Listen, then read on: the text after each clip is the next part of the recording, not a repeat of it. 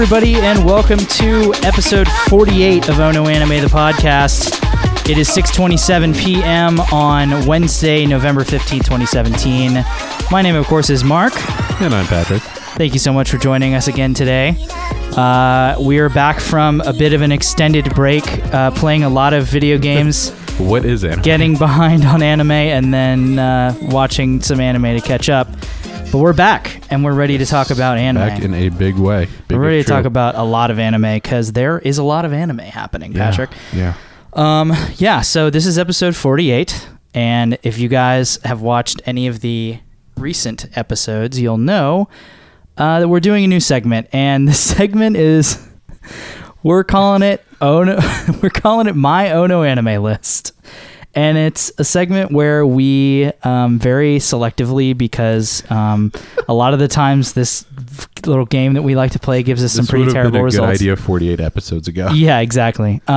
We take the episode number and then we match it up to a number of list from My Anime List, one of their top anime lists that basically of our choosing, because... a lot of the times it gives us pretty bad anime. Sometimes it just doesn't work. Yeah, exactly. It's either something that like neither of us have seen. One of the options to just give you guys an idea is actually the third season of Shokugeki no Soma. Yeah, the one that's airing right now that we're already going to be talking about. So so we're going to be today discussing a show that will be near and dear to many people that grew up watching anime after school. Like Sailor Moon and all that stuff on Cartoon Network, at least in the United States. And that is Rurouni Kenshin. Now, this is a kind of a hilarious scenario that we found ourselves in, because I ended up looking at the top OVA series on My Anime List. And one of the Rurouni Kenshin OVAs was in number 48. And I was just like, all right, well, that's something we could talk about. But I was just like, you know what? I'm just going to go over to Anime Planet, which is like My Anime List, probably like the only thing that ever comes close to... them in terms of user numbers probably. And so I go to their all-time top anime list and I look down at number 48, and what do you know, it's Rurouni Kenshin. So I was like, all right, well, I guess that's a sign we're talking about Rurouni Kenshin. That solves it. Yeah, so it should come as no surprise that I have not seen Rurouni Kenshin probably since the 90s.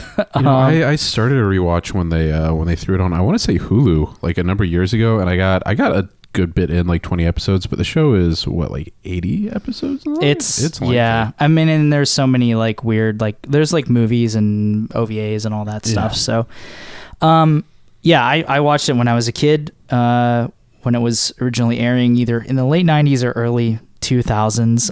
I did actually pick up the manga and start reading it pretty frequently in middle school, surprisingly, because I think they were running it in like the American version of Shonen Jump at the time. And I remember picking that up and reading like Naruto and Hikaru no Go and Yu-Gi-Oh was in there too. I read a lot of Yu-Gi-Oh through that. Dragon Ball Z.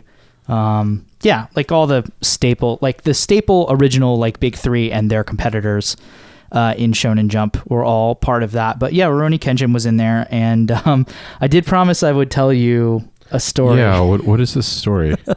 So we were very unfortunate dumb middle schoolers. I feel like everybody was. Yeah. At one point, but hang on, before you go on, does this take place at a park? It sure does. I think I saw the outcome of this story, and I had no idea I only saw the outcome of this story either. But let's just say that one of our friends, who shall not be named, is quite a talented artist and was in middle school. Oh no, it's all coming back to me. Yeah, and for some reason, somebody took it. What was the like main like lady's name in that thing? I don't like Kaoru or Kaori or something like that. I do not remember. Anyway, someone basically drew like full on boobs on like over a like a title page and this thing. Yep. And then there was like a part of the panel where Kenshin was like sticking his head out and saying something, and they had crossed out whatever he was saying, and he like replaced like, I saw Kaori-san's boobs today or something like that. And I remember like finding this at a park. It was almost like a weird equivalent of like when like your like creepy uncle will tell the story of like finding porno in the woods, which is like I your feel like friend we made it were in right. middle school? We were like right on the tail end of that generation where like I don't really think that any of us that happened to, but like we know about it from other people. But yeah, no, it was like this weird thing. I've like found it. It was just like gingerly placed like on top of bark trash can somewhere.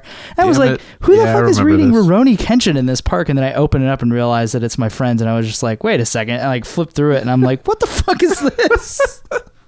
I was like, first of all, why did you throw it away? Second of all, why did you do this? It's probably like, why he did throw it away. Couldn't take it home anymore. Christian parents, man. That's true. Yeah. I mean, even if you didn't have Christian parents, I wouldn't want my parents. My parents were not particularly religious in any, by any stretch of the imagination, but I don't think anybody would want their parents. Like, it's like, hey, Mark, I found this in your room. Do you have something you need to tell us? Are you doing Doujinshi, son? Are you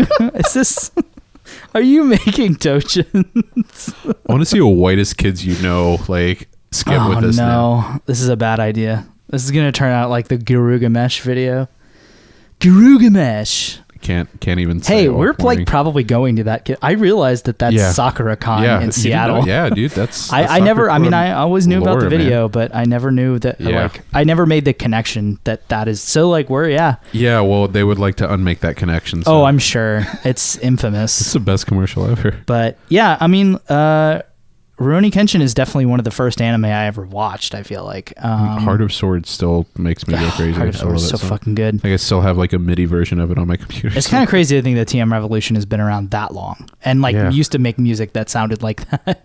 And also used to look the way he did, because that album cover is one of the most hilarious looking things I've ever seen. But it is a product of the era. Yeah, for sure. I mean, it is a very quintessential like 90s. It's like just on the edge of Visual K, really. It's like right there. The craziest thing is, I remember for some reason, because I remember you and I talked about it like back in the day in middle school.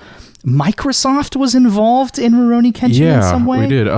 They were just a licensing partner over here, which is even more ironic because now Sony has it. Yeah, like Sony produced the movies in Japan as well. Yeah, Sony has a film and TV division though. Microsoft has never had something like that. Yeah, it was like a weird foray, and it was less them like trying to get an anime from what I remember, and more they wanted a slot on TV. Yeah, and so they had the syndication rights for that, I believe. Yeah, it was pretty crazy because that was also around the time when like I first, because when you're a kid you don't really know the ins and outs of business the way that you like are privy to as an adult. And it was around the time when I also was like first discovering that like the Xbox was made by Microsoft. Because I remember like we all had a very quick realization like once we actually got that thing or like saw it in the stores, we were like, what the fuck? It's made by Microsoft? Yeah, like, that was pretty weird. Because it's not something that's like publicized. Sega and Nintendo. Yeah. Like, the idea of Microsoft getting into video games was so insane. And I guess now they're inseparable. Nowadays, the idea of Microsoft getting into games is about as, like, it's probably more natural than any other company except for maybe like Valve. But the idea of Microsoft getting into anime is the most insane notion. It was and is. Yeah, that was definitely a very like business-like move from them. Yeah. The one specific thing that I do remember about Rurouni Kenshin that I remember really liking then, and not really understanding it, but liking it then, and finding a new appreciation for now in this now that I like actually know like what the fuck they're talking about, is the Batosai, which is the like reversed edged samurai sword. Using the flat edge of the sword. So it's obviously all Japanese swords have that distinctive curve to them. I mean, they're like, when I say the word katana, obviously like the idea of a Japanese sword is going to be raised in your mind. But the cool thing about Kenshin is that he carried this sword that it never existed in real life. The concept never even was a thing, but it's a sword that has the blade edge on the inside of the curve as opposed to the outside of the curve, which was supposed to make it like an exceptionally hard sword to use, and also like way deadlier for some, I guess, in Kenshin's hand, because like the whole backstory of Kenshin was that he was like a former. He was like a crazy manslayer. Yeah, Bakumatsu period. Like a crazy. He's pretty much like Gintoki and Gintama, honestly. Yeah, but like his cause was a lot less noble. Like he was a straight up like serial, He was like a not a killer. serial killer, but like basically like a mercenary Yeah. or a hitman, I guess would probably be a better term for it, and is reformed. Whereas I guess that's another part where the Gintoki allegory falls down, is that Gintoki doesn't kill anymore, but I wouldn't exactly call him reformed. I'm just I'm just talking about like No, in terms of him being yeah. like bathed in blood and killing a shitload of people. Totally, yeah. So I always thought that was really cool, even though I kind of like didn't really understand like how Japanese swords worked back then, because like I don't know. Basically, you fold steel over thousands of times. Yes, Glorious thank you. Nippon steel. Yeah. Got to get the memes in. Mm-hmm. For me, Rurouni Kenshin, Everybody's favorite meme. Remembering it because I saw it so long ago. Obviously, like the 20 episodes or so that I saw again are fresh in my memory. But those are really just like setting up the longer story. So the things that stand out to me more are actually the more interesting enemies. While the show was definitely not like enemy of the week, there were a few that leap out as like specific moments in my mind. Like there was one who had black and white stripes, which like threw off the depth perception of Kenshin, like trying to fight him. I remember that. And of course, you mentioned before we started the guy with the big sword. Yeah, who, the guy with the big isn't sword always is an enemy, but yeah, the guy with the big sword is probably my favorite villain from that show, just because I do remember there's like a very specific scene. And it's very stereotypical in anime nowadays, and I'm sure it was back then too, because I think it was a reference to like what is it? Oh man, I'm gonna make a fool out of myself because they parodied this very, very famous manga series on Bob's Burgers, and I can't remember what the one is from Bob's Burgers. Yeah, is it Lone Wolf and Cub? Is that the real life? that's like super old school. Yeah, they parodied Lone Wolf and Cub, but like the movies. Oh, okay. Like the pulp action movies. They parodied them, and they were called Hawk and Chick on Bob's Burgers. And I always get them mixed up because I've never. Yeah, no, that is a great episode. But I'm pretty sure it was like an old trope from like back in the days of Lone Wolf and Cub of like some dude's swinging a giant sword and the hero like jumps on it and runs up and like punches him in the face. That happened in Rurouni Kenshin. That was the first time I ever saw that. And I was just like, that's so fucking cool. But also that was my first experience with like a dude with a sword that is way too big for any human being to possibly wield it, except for maybe like Final Fantasy VII. I feel like was maybe my first experience with that. But I actively didn't like Final Fantasy VII when I was a kid, so but I don't know. There is another show from that era. There you go. His name was Sagara. There you go. Sagara Yeah, Sanosuke. he was pretty cool.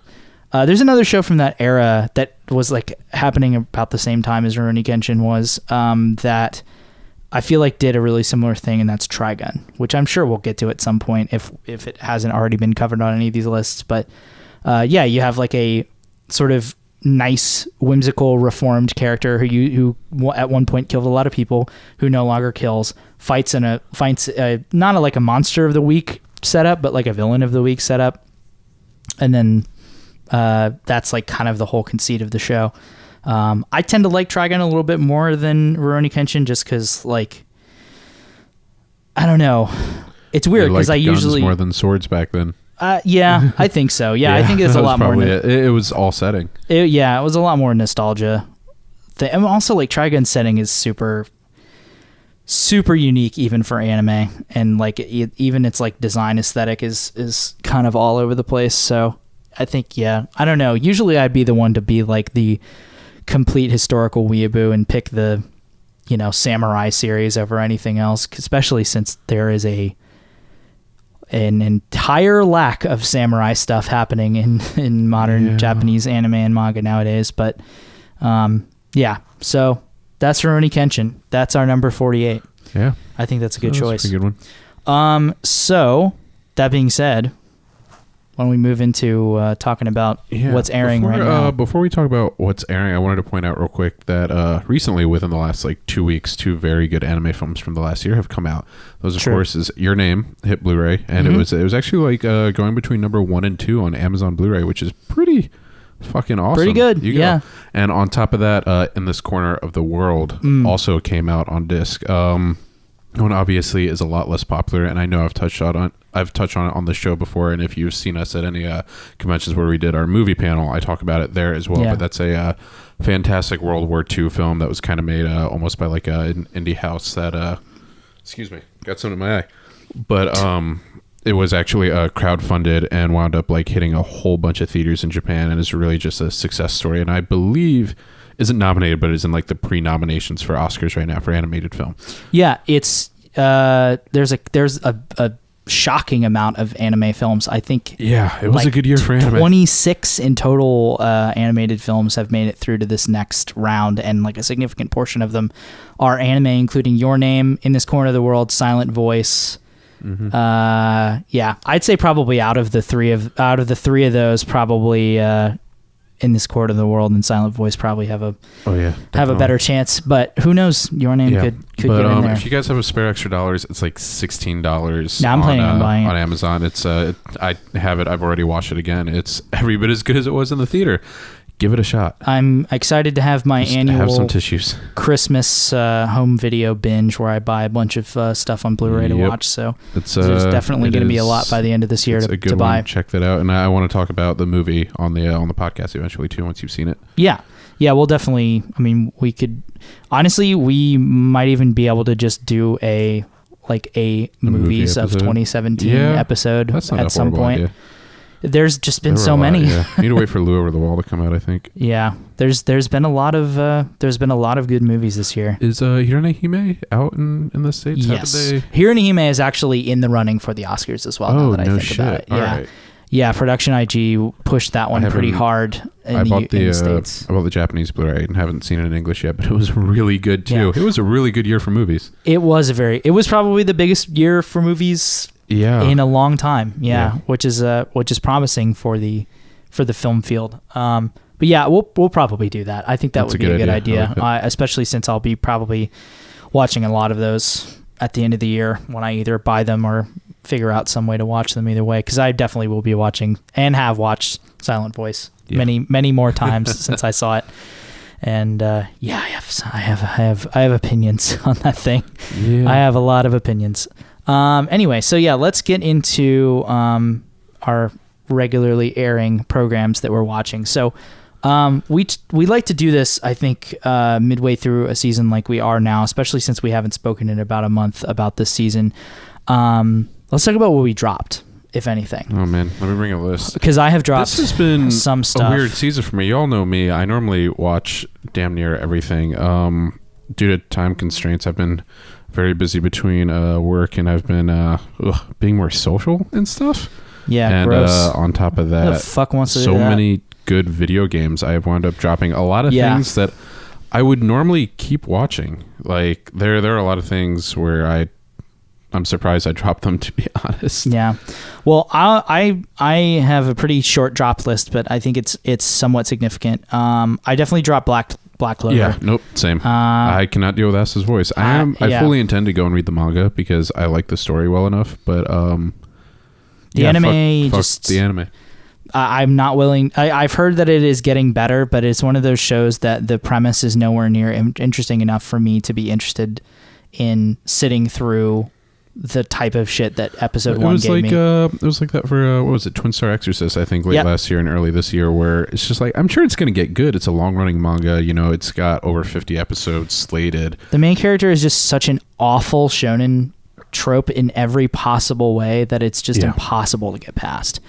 Another show that I dropped simply because not only of time constraints, but I just found myself being completely disinterested in it is Urahara. I never watched the second episode. I could not get through those episodes, and it's not any fault of that show. It's a great show. It's very wonderful. It's just incredibly not for me. And I did not think that was going to be the case going into that, but it's just the pacing and the style of direction of that show. And like the way the characters are written and everything, it's all very vapid. And I don't mean that necessarily in a bad way, because I think that there is a certain place for that type of stuff in anime. It's just not really, especially this season. Like if this season was less interesting to me and there was less stuff going on that I liked, I'd probably be more willing to stick with it. But honestly, I still think that show would be way better served as a short. Like I don't think that there is enough definitely would be. Well, material. Especially with the original material. The manga's available on Crunchyroll, and you read it, and there's not a lot there. No, there's not. And I found myself trying to watch the second episode, and my eyes like kind of glazed over, and I just could not. It could not keep my attention, unfortunately. Yeah, it really feels like they're stretching to fill the time, and like 22 minutes is a fucking long time for that type of subject matter. And yeah, I just really. I just found myself being completely disinterested in it, and like I wish I was more interested in it because I really like everything that show is and everything that it's trying to be and everything that's going for. It's really special and unique, and the fact that it's like mostly women are working on it and have created it is wonderful, and I love that. It's just I wish I loved the product more. Yeah, and I just don't. Unfortunately, sometimes you just don't. That's that sucks. My big surprising drop, I think, is probably the second season of Himoto Umaru-chan. Huh? Yeah, I haven't heard anything about that. Exactly, because there's not much to say. It and that's weird because it really is more of the same of the first season, but for some reason not as fun. I wish I could put my finger on it. I wish I could point to reasons and say why. But it's not capturing me the same way it did before. It's Amazon's fault. I feel yes, it's Amazon's fault. They sucked all the fun out of it. But it's weird because not only have I not heard anything about it when it was super popular over here, I haven't heard anything about it from the Japanese side either. Yeah, like there were some funny tweets the first episode because they made a like crazy Captain Tsubasa reference, and that was all I saw about it. I do remember that. And it's just it's disappointing. I was looking forward to that show every week. Yeah, one show that I don't know if either one of us are watching that I have actually seen a lot of play on Twitter is Garo Vanishing Line. Garo is one of those things that's now super long, and it was super underrated when it first came out, and unfortunately I didn't pick up on it. It's really for oh man, why can't I think of it? The fucking Power Rangers thing. Sentai? Yeah, Sentai and what's the Tokusatsu. It's more for Tokusatsu fans than anything. It's like an animated version of that. It's got really cool animation, and it's like if Casher and Sins was Tokusatsu. It's kind of Garo, and this is, I believe, the third season. I just I dropped the first season super early because it was dragging, and the people who stuck around really liked it. And it's one of those things where now they're getting vocal because it's getting even better. Well, yeah, Vanishing Line. Everything I've seen about it looks fucking awesome. Yeah. So like it's just a Toku thing, pretty much. Yeah, I wish there was. I went to visit some friends in Orlando a couple weekends ago, and there was a moment where we were very tired and for some reason literally sat down and watched like probably 45 minutes of Super Sentai transformation sequences, and it was insane. I mean, I was literally thrown on my ass at just how buck wild that shit gets. Dude, Kamen Rider especially is just insane. Oh, this was all straight up Power Ranger. Like, it was Power Ranger source material, Super Sentai, like Sentai Rangers, Tokuger, the train show, yes. And the one that's all based around cubes, which is also a jungle theme, and don't fuck with Sentai, man. Dude, no. Here's the one thing though that I even like not being a fan of Sentai, I was just like, if they did this in an anime, people would literally their intestines would fall out of their butts. So this Cube show, I can't remember hold on. I'm just going to search Cube Sentai show so that people that actually watch Toku know that I'm not like being a shit, because this is the second cube-based Sentai show, Dobutsu Sentai Zyuhoger. I don't know. It's so hard to say these shows. Anyway, so yeah, it is a jungle-themed show that's, and like all the toys are based around like cubes that transform into animals, right? Like jungle creatures. So there's like a cube gorilla, cube bear, cube whale. Transformers Beast Wars. Oh no, it's literally like that, it's but Beast like Wars. with Megazords, and like there's like 1,000 fucking different combinations that make like all these crazy mechs. But every time they transform, this guy with like a Tarzan yell screams the name of the thing. So like if it's Cube Bear, he just screams Cube Kuma, like literally like Tarzan every single time, Patrick. And we watched this for 45 fucking minutes. But were you all high or just tired? We were. I don't know what we were fucking doing. But so the best part though is this is apparently like the 50th anniversary or the 40th anniversary Sentai series, right? So it's every single. We sent them a video of every single transformation from that entire show, like start to finish. Oh no! The final like the super duper power, like once they've assembled all of the Rangers, of which there are like 10, and there's like 15 different cube animals, they literally do a transformation of all of them. And at the culmination of this transformation, they're like about to beat the big bad. And like it zooms out of the cockpit of the robot that they're in, and you see literally the captain of every single Sentai squad like lined up. Okay, that sounds kind of awesome. It then zooms up to the first guy, and he's just like, and then they fucking just do this giant punch. Is it them like the ages that they were, or their ages now? No. Like in their costumes. Oh, okay. Like it's like any part in Gurren Lagann where like Simone does a big thing and you see Kamina in the background like giant in space, gotcha. And you're just like, you done good, kid. It's like that, but with every single leader of every single Sentai show that's ever existed all on screen at once, and then it zooms into the first guy ever, the first Sentai like captain, and he just like gives like the most shonen thumbs up ever, and the guy looks up from the captain's seat and like does and then they punch the big bad and the show's over. It's literally the craziest shit. That reminds me of every All-Star Precure ever, which makes sense because Precure runs right after Super Sentai. But I was just like, this is, if they did this in an anime, like if they did this in like, I don't know, it was like some anime that has been running for like fucking like Lupin or something, like if they zoomed out and just had every voice actor that's ever appeared in a Lupin series, every Sazai-san character, I don't know, every Conan, I was going to say like Detective Conan, but like that's the different thing is it's not like there's not really like a big, extremely long running anime anthology series that's been running as long as Sentai. So like, I guess Precure is a pretty good. Yeah, and they do that similar thing every time there's a new All Stars movie. You get like a big sweeping shot of literally all. There's probably 60 something Precures now. Yeah. So, I don't know how we got on that subject, but I'm going to tell y'all, there's something to Sentai. I will say that. Like, I've never really gotten that interested in Kamen Rider because it seems a little too grounded.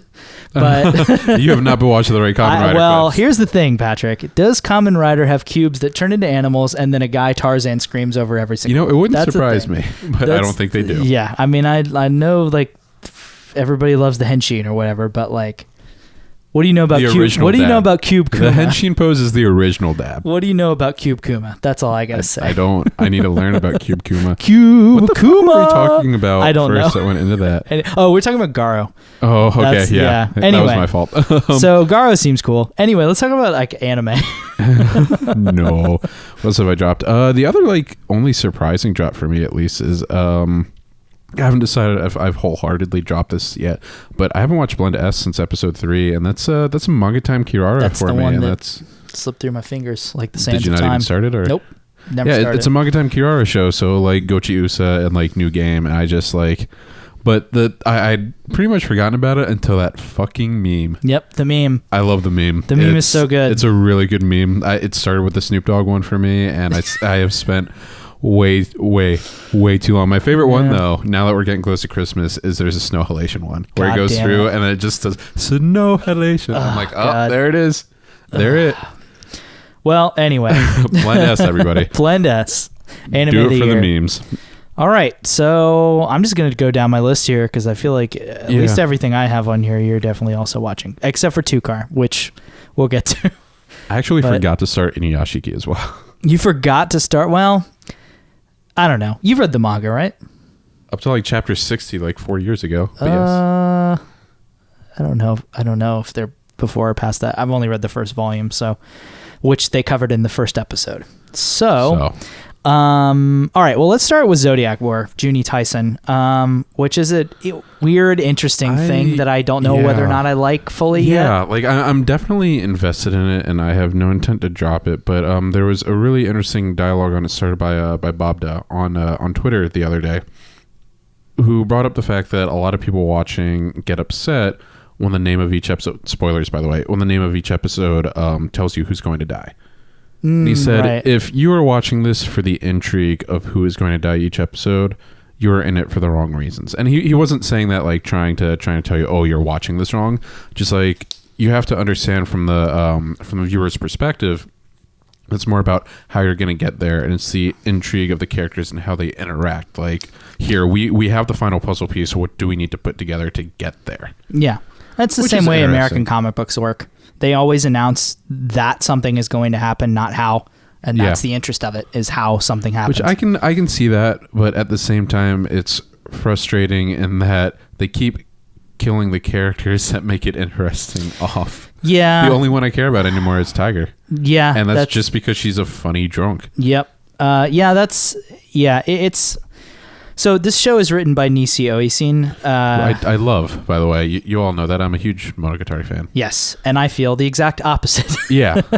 And that's why the show is conflicting, because I don't hate it, but I don't love it, and I also I'm looking at it through this view of like, man, it seems like he's trying really hard to basically just constantly undermine the thing viewer. About Nisi Oisin. I know that he does that. I know he's a tryhard. What he does. Like he is the definition of a tryhard. I mean, Monogatari is evidence of that. That's what it is. Yeah, it's him trying hard and the succeeding. Same way Okada is melodramatic. Like it's just what he does. Yeah. I don't know. It's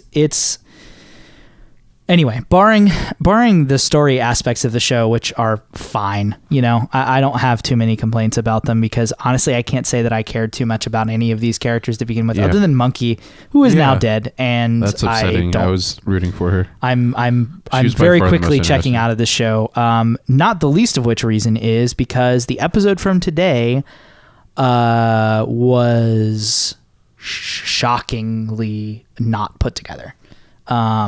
I'll be honest. This is part 1 or part 2 of a two-parter? Part 1. Okay. So I did watch that yesterday. Yeah, I mentally checked out of the entire Snake and Dragon backstory. So Snake and Dragon are the least interesting characters in the entire show. I didn't even notice that it wasn't put together well because I was not paying attention. It is. It's one of those episodes where every single bit of motion in the entire thing is just off. Like there are parts where shadows aren't matching up to models. Every single part where the Snake or Dragon brothers were on screen, they were off model, like noticeably so. Tiger's movements were just so herky-jerky and all over the place and just really not great. Like it's just, man, I don't know what sort of production issues they're having over there, but it's clearly way more dire. Doing that show? Then that's a good question. I don't actually. Graphinica? Sure. I don't know who that is. That doesn't sound like. Yeah, but Graphinica. Like I said, I didn't notice that, but it's weird in that there's so many things this season that were more interesting that I dropped, but for some reason I can't bring myself to drop this. I am there to watch it every week. Hellsing Ultimate, Arslan Senki. The Love Live movie they probably worked on. I don't think they were. I mean, that's obviously Sunrise. High School Fleet. Yeah, I think they're probably a secondary studio. Yeah, that just got this one. That makes sense. Probably, yeah. It would make sense why it doesn't look great. I mean, it has looked fine for the most part. I can't say that the animation has ever been stellar, but I mean, it hasn't ever been noticeably bad. Yeah, it was fine. It didn't take you out of it. But this episode was just, it was, like I hesitate to use the word embarrassing, but like if I was working for that studio, I would probably be embarrassed with putting. That's going to look very different on the Blu-ray. It's one of those episodes. Yeah, you would. We hope it looks better on the Blu-ray for sure. I don't know, man. The show as a whole, though, I'm just so ambivalent on it. Honestly, like I can't say that I'm not enjoying it, that I'm not entertained, because I'm checking in every week to watch it. But I go back and forth. There's one where I'm gonna forget about it as soon as it's over. That's very true. Yeah, it is. It is very. It's inconsequential in the greater scheme of things, which is. It sucks because obviously that's in the sort of an auteur that you don't see very many things that aren't Monogatari out of nowadays. But that's. He's got that OVA series that hasn't come out here. I forget the name, but yeah. Nisi Oisin is a danger unto himself.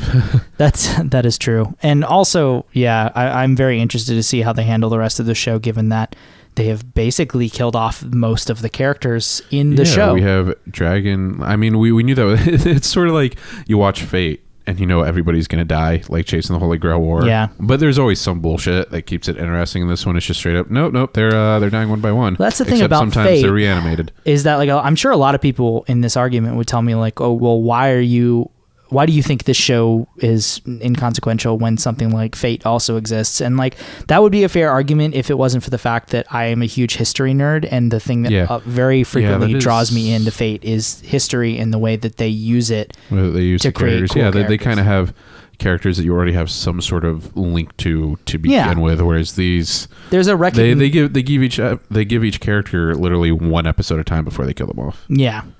And they've killed all the characters that are good.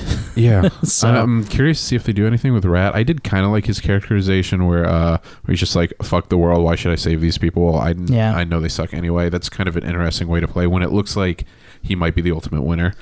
Yeah, we have yet to see him play his hand completely. There was the tease of it with him and Horse, I think. But, when he snuck into the room where Horse was dying. He has some sort of like teleportation ability or something.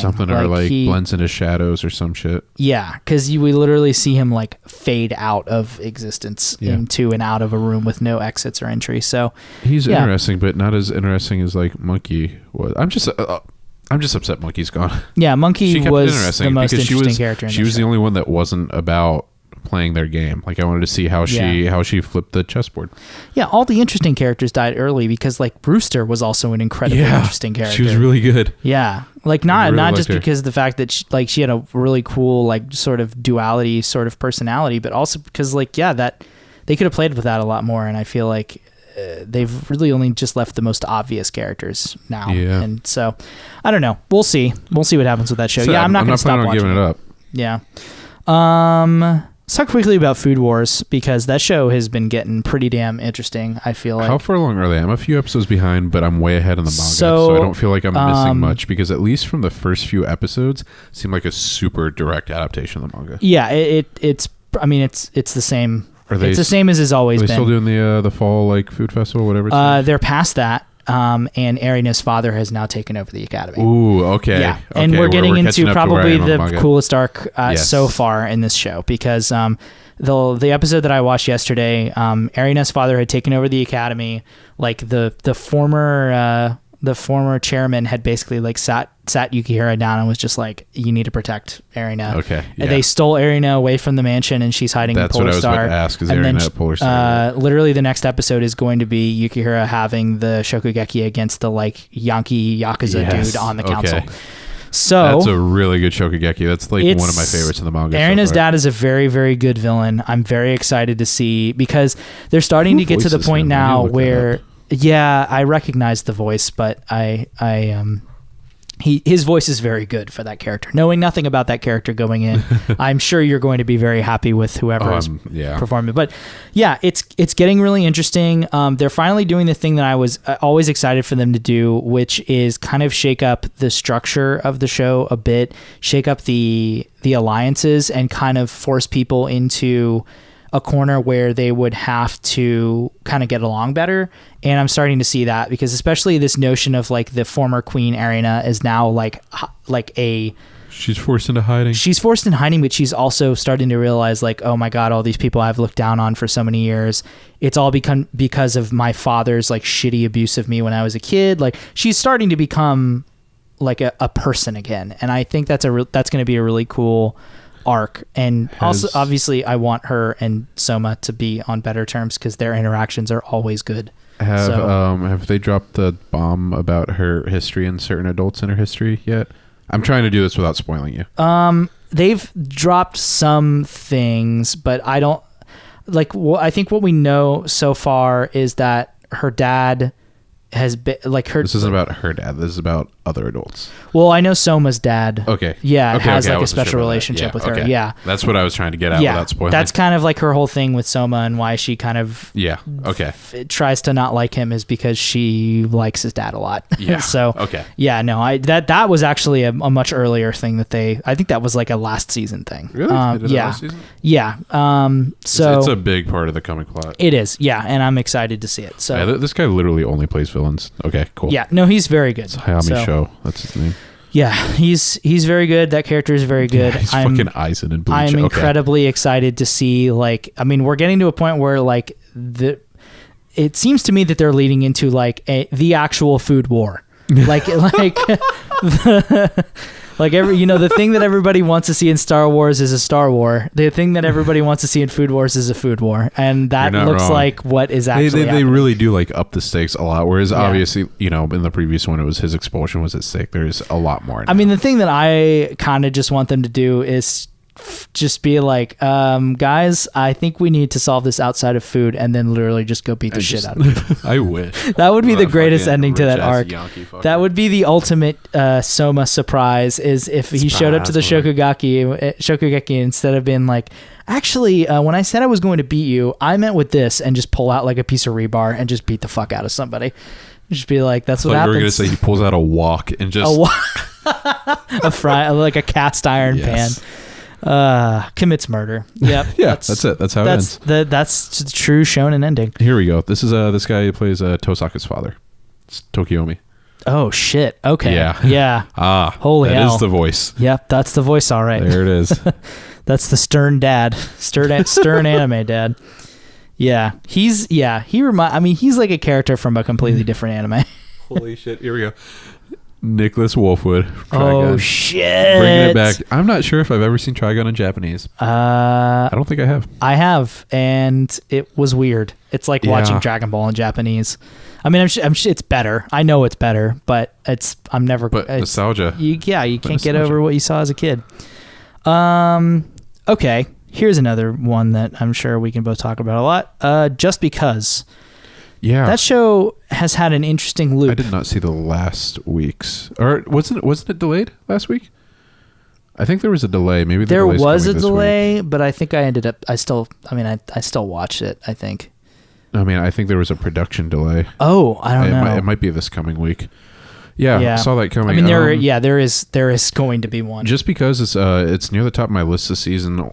If only for its ambition. I do love the show and its characters a lot. It's trying so hard. I love the subtlety in how they paint their characters. Yeah, it's trying very hard and succeeding in most places, I think, even with the production issues that they're so clearly seeing. And, we rarely get a show that is like this, where, like, you can literally feel all of the viewers screaming "Ganbatte" at the studio because we love the characters and the premise so much. Yeah. I mean, and keep in mind, this is an entirely original production. This is, we talked about it in our season preview. There's a lot of talent on the writing and design side of this. So obviously, and it ended up being something that surprised me, given the two people that were involved originally, like the original creators, obviously the artist behind Tawawa and Monday, which is not necessarily the most conservative, down to earth thing, and the author of the Pet Girl Sakura So, which is nothing like the show. So it turned out to be a good combo. It is it's clearly both of them being let's do a serious character driven, tasteful thing. I think my favorite thing about how character driven it is I keep on talking about how it's through all their characters, just in the way they move. They're very, very well defined that way. But all their characters, all their motives especially, are exactly what you would expect from people their age, and the way that they play out, the inner character drama, the interpersonal drama, and just how that all works is great. A perfect example is the one guy, I'm blanking on all their names. I've had a very long day, but the baseball player. Yeah. The way when he's asking out the girl, and they do the chat over line, and the other girl sends him the picture of the dog, and he's like, oh fuck, but I gotta go anyway. Then he sprints off on the bike. I loved that whole mini arc. Yeah, that whole thing, and I love the interaction of him asking her out, her getting freaked out and saying no, and then being like, fuck, wait, did I mean that? I don't know what I mean, because that's I think you rarely see that sort of ambiguity with emotion in anime. I think my favorite thing about that is when she's talking to her friend about it in the next episode, and she's kind of sad that she told him no immediately, and the friend's like, does that mean that you would have said yes? She's like, no, I'm pretty sure I meant no, but I wish I had taken time to, because that's such a specific regret. Yeah, I mean, and it really speaks to her as a character. Yeah, and kind of tells you that she's a very good person, that she would go out of her way to, even though she's giving someone the same answer, to give it to them properly. That's also a very specifically Japanese thing that I feel like. Yeah, the whole dating thing is well, like the whole like giving Kokuhaku. someone what they are deserved, even if it doesn't, like, to us Westerners, doesn't really fucking matter. Like the whole thing of it's often a trope in like sports anime and stuff of like you have to give your all against your opponent all the time, even if they're like a piece of shit, or like you kind of you're gonna lose, because you owe it to them to give them your best performance, because it either says a lot about you that way, or it's just like it's the right thing to do. And I think that kind of is the same sort of thing that they were going for there. But I do like this evolution of how she was just like, initially she was just like, no fucking way, and then she was just like, no, but I have to give him like a proper no. And then she was just like, well, what are my reasons for saying no? Is it just because like I'm going to college far away? Like, is that a good enough reason? And so now it's like, maybe. And like having experienced that sort of like wishy-washiness and like, how people feel, which is perfectly normal. It's and real fucking life. Yeah, it's real life. So it's really cool to see that in like portrayed that way. The thing about that, and just because in general though, is it's not just her. Like I meant to use her as an example. Like everybody has similar depth with their motives and what they want to do. Yeah.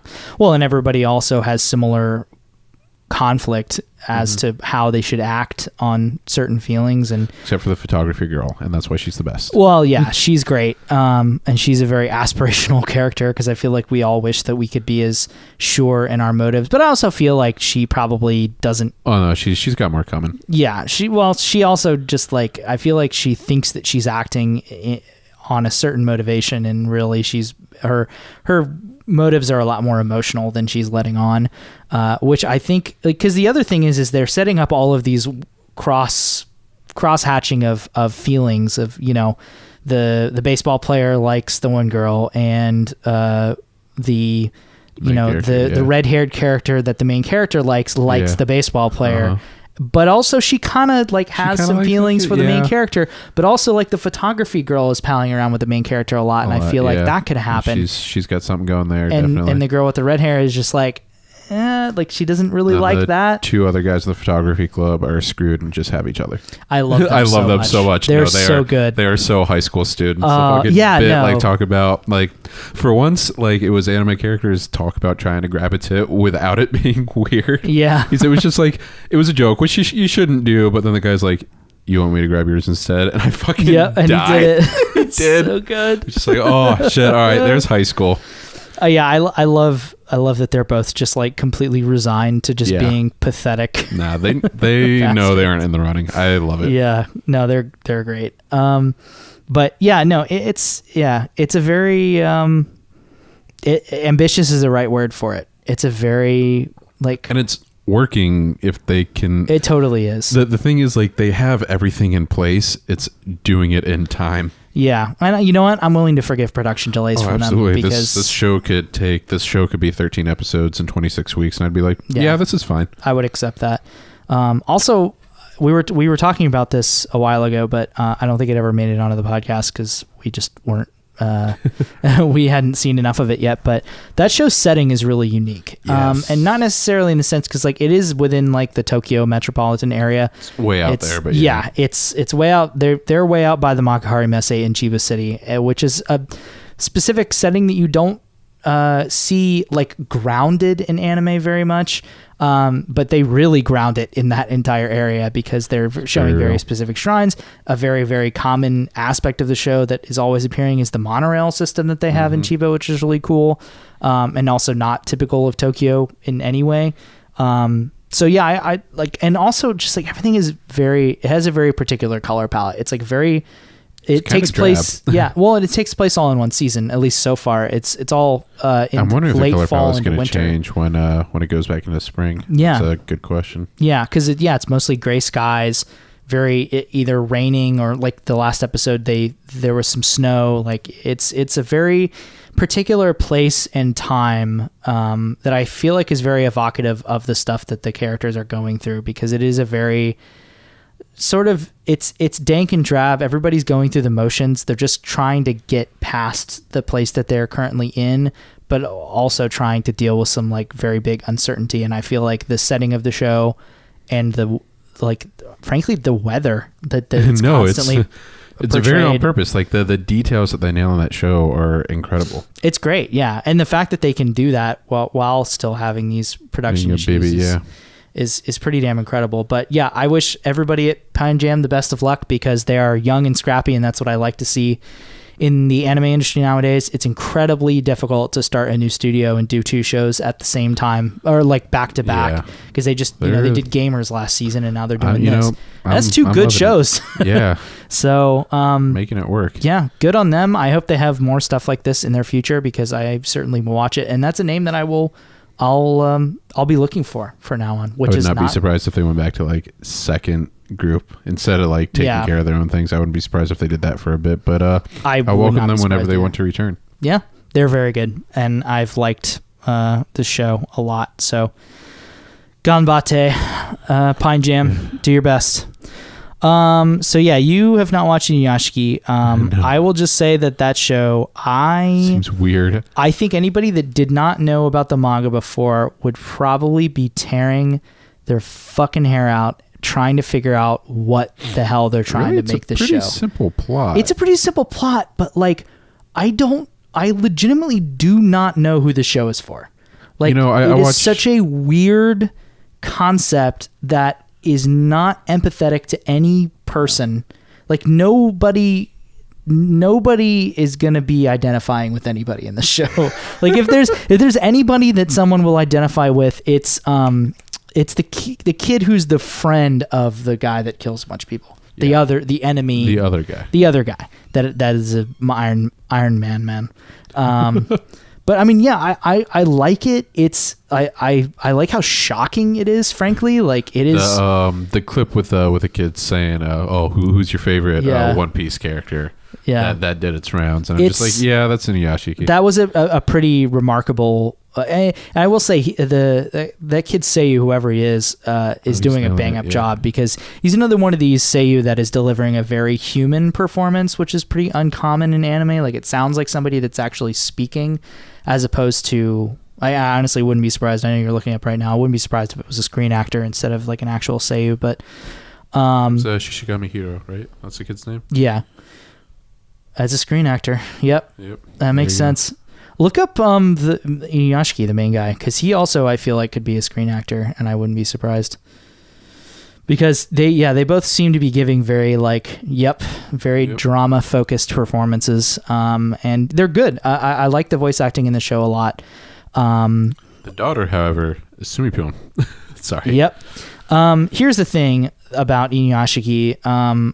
It's a show by MAPPA, and MAPPA is about the most pure definition of hit or miss in anime I think I've ever seen in my short time doing this stuff. Normally it's hit for a few episodes, and then what the fuck did you do? You have amazing stuff like Kakegurui and oh god, why am I blanking on this?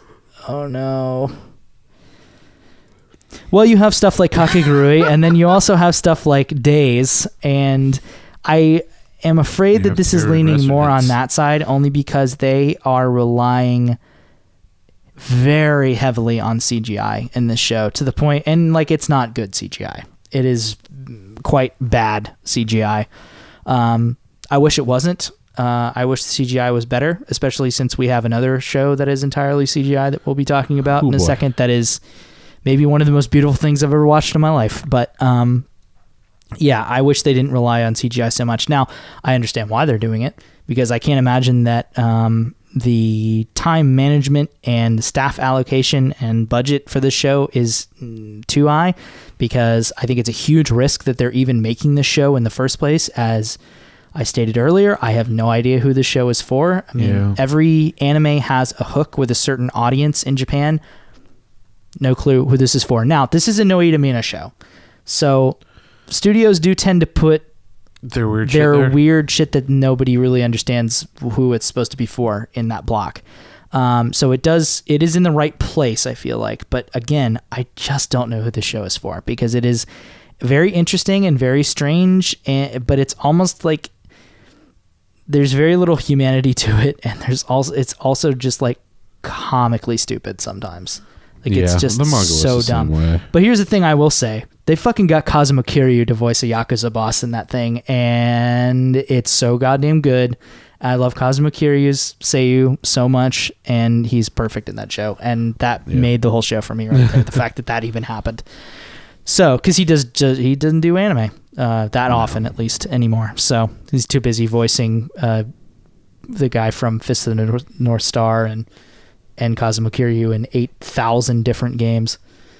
And I'm going to use this point to say that now that Noctis is in Final Fantasy, Noctis is in Tekken 7, I would like to petition that DLC 4 be Kazuma Kiryu. You are not the only person. I know. I'm basically one of millions that are asking for it. I would like that. He fits so much better than Noctis. Noctis can suck a cactus for all I care. Sorry, it just came to me, man. It's like beat poetry. Apologize to every beat poet out there. Sumimasen. Go man about that. All right. So, let's talk about a show that I've actually been really liking, Girls Last Tour. Yes, I'm too behind on it, but I also really like it. Dude, that show is really good. I'm shocked. Here, question real quick, because they were talking about it on Twitter the other day. Yeah. How old are the girls? I literally posted a thing. They could be anywhere between 8 and early 30s. I have no fucking clue how old they are. My guess is late teens. Yeah, that's what I think too. But I don't really care. It doesn't matter. That's the least of the show's concerns, but it is very disorienting, especially since like the rest of the characters in that show are like quite normal compared to the two of them. They're very squishy. Yeah, they're squishy. The thing is, like, not only are their designs squishy, and you really do, you just want to, I want to make like gross noises into the mic, but I'll refrain. Yeah. But like their personalities are kind of the same way. Yeah. Like a bit, like they're like, they're very lackadaisical. Cheeto and, what are their names? Cheeto and Yuri. Yeah. So you got like the harsh, the straight man and the funny man, pretty much. But they're a Manzai duo. Yeah, they really are. They're the laziest Manzai duo on the face of the planet. They're the lazy, squishy Manzai duo. They're gender bent downtown, basically. Should have gotten Azama to voice them. Yeah. Oh God, that would be so stupid. Yeah. But, no, that would not be good. Actually. Well, actually, it wouldn't be unprecedented because Lupin the Third's like Lupin, his current voice actor is a Manzai comedian that like replaced the original Seiyu when he died. Yeah, and Lupin could be a character in this. 100% Lupin is the best. If there's any anime character in the world that should be voiced by a Manzai comedian, it's Lupin the Third. Yeah. But yeah, this show is great. Like, I'm shocked at how good it is. I won't say more than anything, but one of the things I love the most about it is how much world building is being done in the background at all times. Like you have factories where the pipes are still warm. You have them like eating war rations. Yeah. Like, it is an actual alphabet that they use. Like somebody has decoded it. Well, and also the further that they get through the show, the further out that they build the world. And, in the first episode, you think, okay, well, this is clearly a post-apocalypse of some sort of like World War II world. And then you start to realize like, oh, wait, no, like World War II technology is like kind of just the design aesthetic of all this, but it's actually like way more advanced than that because they eventually get a camera that's just a straight up digital camera. And like it's a digital camera that's also like way more advanced than any digital camera that exists in our world. Yeah. And then it starts to get built out further, and you're like, "Holy fuck!" The city is like built on it's the opposite. It's like built on stair steps. The only thing that I can compare it to, and it's a concept that I really like. The Jetsons. No, actually not at all. But there's a level in Deus Ex Human Revolution that has this exact thing in it. It's in China. And there's a giant city on like built on an island outside of Hong Kong that has a lower level, and then it has a giant table called the Pingu, which like the upper crust of society lives on. And they're sort of building to that is like, the further, because in this city there's like at least 4 levels. Yeah. And there's like almost an entire episode where they like go up 1 level, and it gave me the most crazy height fear triggering. Hey, well, one of the best things that a show like this can do, where it's where you're building the setting as a backdrop, is keep you interested and wanting to know more. And they're perfect at just dripping enough information to be like, oh shit, I just realized this. What more can I learn about this world? The show is not concerned with the typical hook of a post-apocalyptic fiction, which is fear. The thing about that show is it's more of an adventure. It's more of an exploration. There's a certain whimsy to it that all other post-apocalyptic fiction just don't have. And yeah, it's more about just sort of meandering through this world and kind of seeing the sort of brutalistic beauty in it. And I really like that a lot because this is the perfect show to come out in 2017 because I think at least in the United States, are so far past this weird obsession with post-apocalyptic fiction that we've had for so long. I mean, like the last thing that I can think of any merit that people were talking about is like Fallout 4. And even that is like a year or two old now. So it's like, this is exactly the type of thing to get me interested in a post-apocalyptic story now, is a thing that it just completely breaks take on it, breaks the original premise of post-apocalyptic fiction. It's like, there's a lot of survival aspects. There is a sort of lingering fear that I think we as the viewers have that something is going to go wrong, but so far it hasn't. And it's just been kind of this journey, which I think is really cool. And yeah, it helps that the two characters are great and have a great relationship with one another. And I always like, what's her name? She voices the black-haired girl. She voiced Rem. Chiwa Saito? Not Chiwa Saito. Minori Nase? Maybe? Minori Nase, that's exactly. I always love hearing her do her like kudere voice. Oh yeah. It's good at that. So wonderful and sweet, especially now that Rem is literally the great, like Rem has taken the mantle from Rei in greatest blue-haired kudere character in an anime for me. She's the new Rei Ayanami. That's a statement. It is a statement. Come at me, Eva nerds. I will argue this. I don't know very many people that like Ava that also will argue that Rei is a good character. Well, not that she's not a good character, but that anybody likes her. Yeah. There are feelings about her. I don't think like is one of them. Anyways. Before you move on to the next one, because you're going down your list, you are not watching Recovery of an MMO Junkie, right? I'm not. I know a lot of people are watching that. I think that's another show I'm going to regret not watching. Yeah, that's a really good show. They're like the shows that I make sure I watch the day they come out, like fit on one hand this season, and that's one of them. You guys know me, you know specifically that I love MMOs.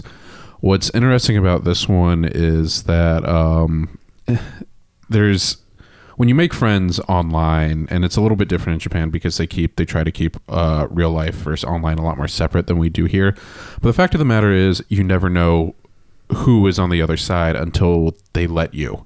Like it's a big deal. And in this one, that's a major plot point because you have the two main characters is a man playing a female character and a woman playing a male character. And it's interesting because the traditional fictional roles have the woman being more emotionally open and the man being the opposite, you know, kind of cold, and takes a while to dig into them.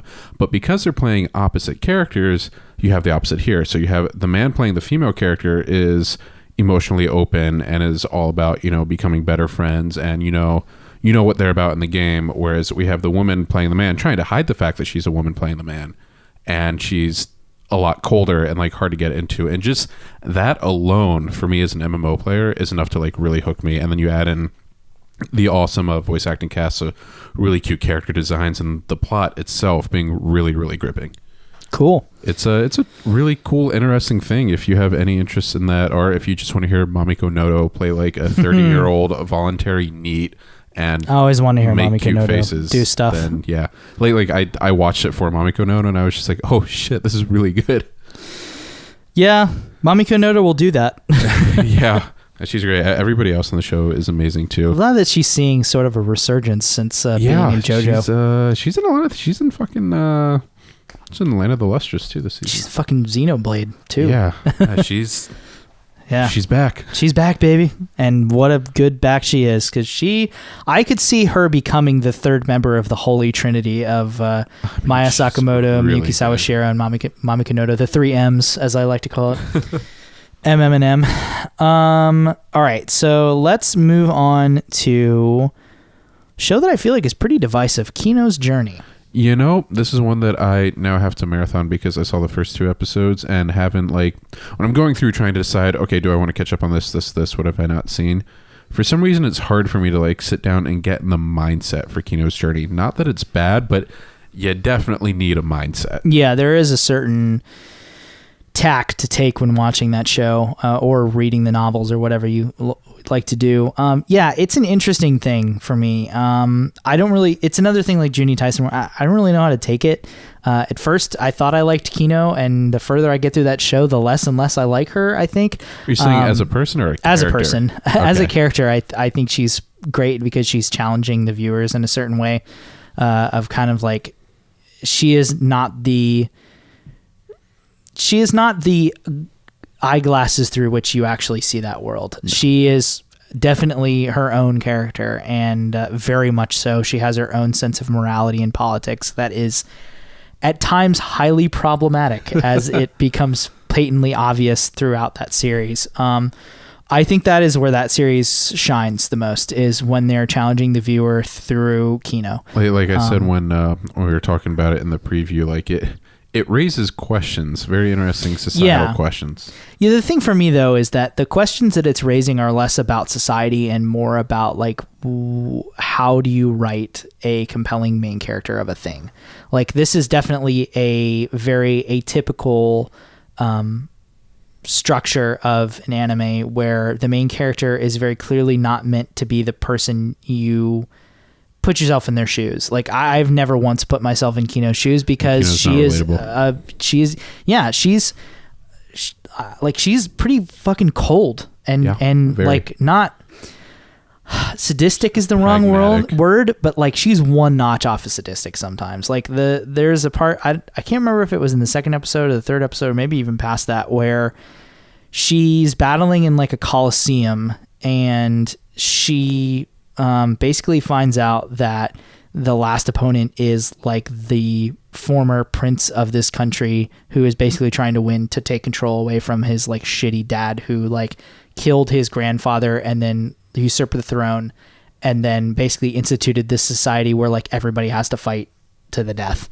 And so him and Kino go at it, and Kino basically acts like she's about to shoot him and then tells him to duck at the last second, and you realize she's lined up a shot directly into the king's booth and just fucking headshots him from like across the arena because she's really good at guns.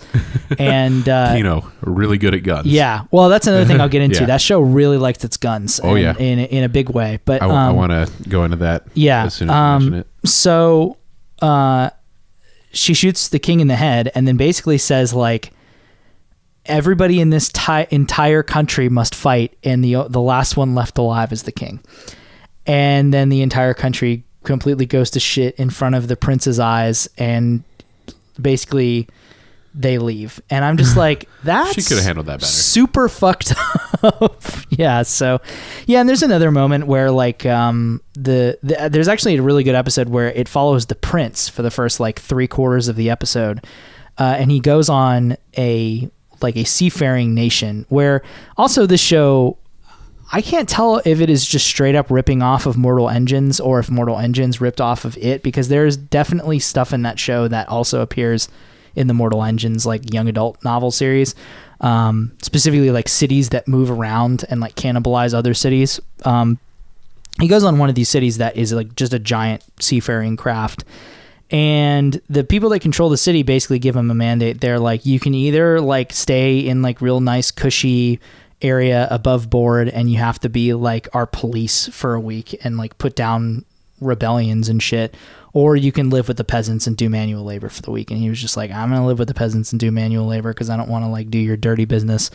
And then eventually he realizes that like the entire ship is like flooding gradually, and they're about like everybody is not gonna have a home within a couple of years. So he like goes up to the government and is just like, he like goes up to their tower and just like, hey, I want to talk about this. And they're like, actually, no, you don't. Fuck you. And then they send someone out that's like in a mask to like fight him, and they're about to fight. And then the person that he's about to fight pulls out a gun and shoots him, and he like deflects it with his katana, and they both kind of look at each other, and then the person pulls off their mask and it's Kino. Yeah. Yeah. So it's like, oh, Kino, here's Kino again being kind of a which piece of shit. Choice Kino made. Yeah, it's like she's kind of being a shitty person here. Yeah. So Yeah, no, it's just she is a challenging character, and I don't particularly like her as a person, but I definitely like her as a character because she is very challenging. So yeah, it's a different thing to take. I think part of that comes from the author himself. You mentioned him. He really likes guns. So here's something that I found out recently while doing some research. So first of all, his name is Keiichi Sigsawa, which is a pen name, obviously, for 6 hour. Yeah. Like, come on, that's obvious. But yeah, no. He was actually tapped to be the advisor for all the weapons in Gun Gale Online. Okay, which that makes sense. Is how he wound up writing. Oh, yeah, that makes sense. So that's what happened, and it was funny because he talks about it in one of the epilogues for his books. He's one of the epilogues for the. I already forgot the name of the spinoff, but the spinoff that's coming out for Sword Art Online that just takes place. It's like Squad Jam or something. I don't know. Yeah, I don't know. Yeah. So this guy is just like hugely into guns, and I think it might help when you're reading or watching Kino Stern to just be like, this is literally a vehicle for this guy to masturbate about guns. Yeah, well, and other and motorcycles as well. Nah, he's all about that stuff. So funnily enough, when I wanted to know more about the guns in the show, I realized that the Internet Movie Firearm Database has an entire page for Kino's Journey: The Beautiful World. Things. Yep. So yeah, no, it like straight up just says everything that she carries, and they're all real guns for sure. I mean, to be the advisor for an A1 production that's all about guns, you have to you gotta know your shit. It's cool. It was cool to like figure that out, and all that like went into place. I always forget that he is the guy that's writing that spin-off series that people really like. I'm super excited to see that anime. I'm caught up on the translation. I am so about it. Yeah. Well, anything that takes place in Gun Gale is something that's going to interest me. Yeah. So, okay. Speaking of that CGI show that we were talking about, let's talk about Land of the Lustrous. Hoseki no Kuni. This is probably my favorite show this season. It's up there for me. Yeah. It's certainly the most unique show this season by a large. You know, I was watching it. And it struck me today because I actually watched the newest episode right before you got here. I think part of the reason I like it and the mood of it so much, it reminds me of Nier Automata.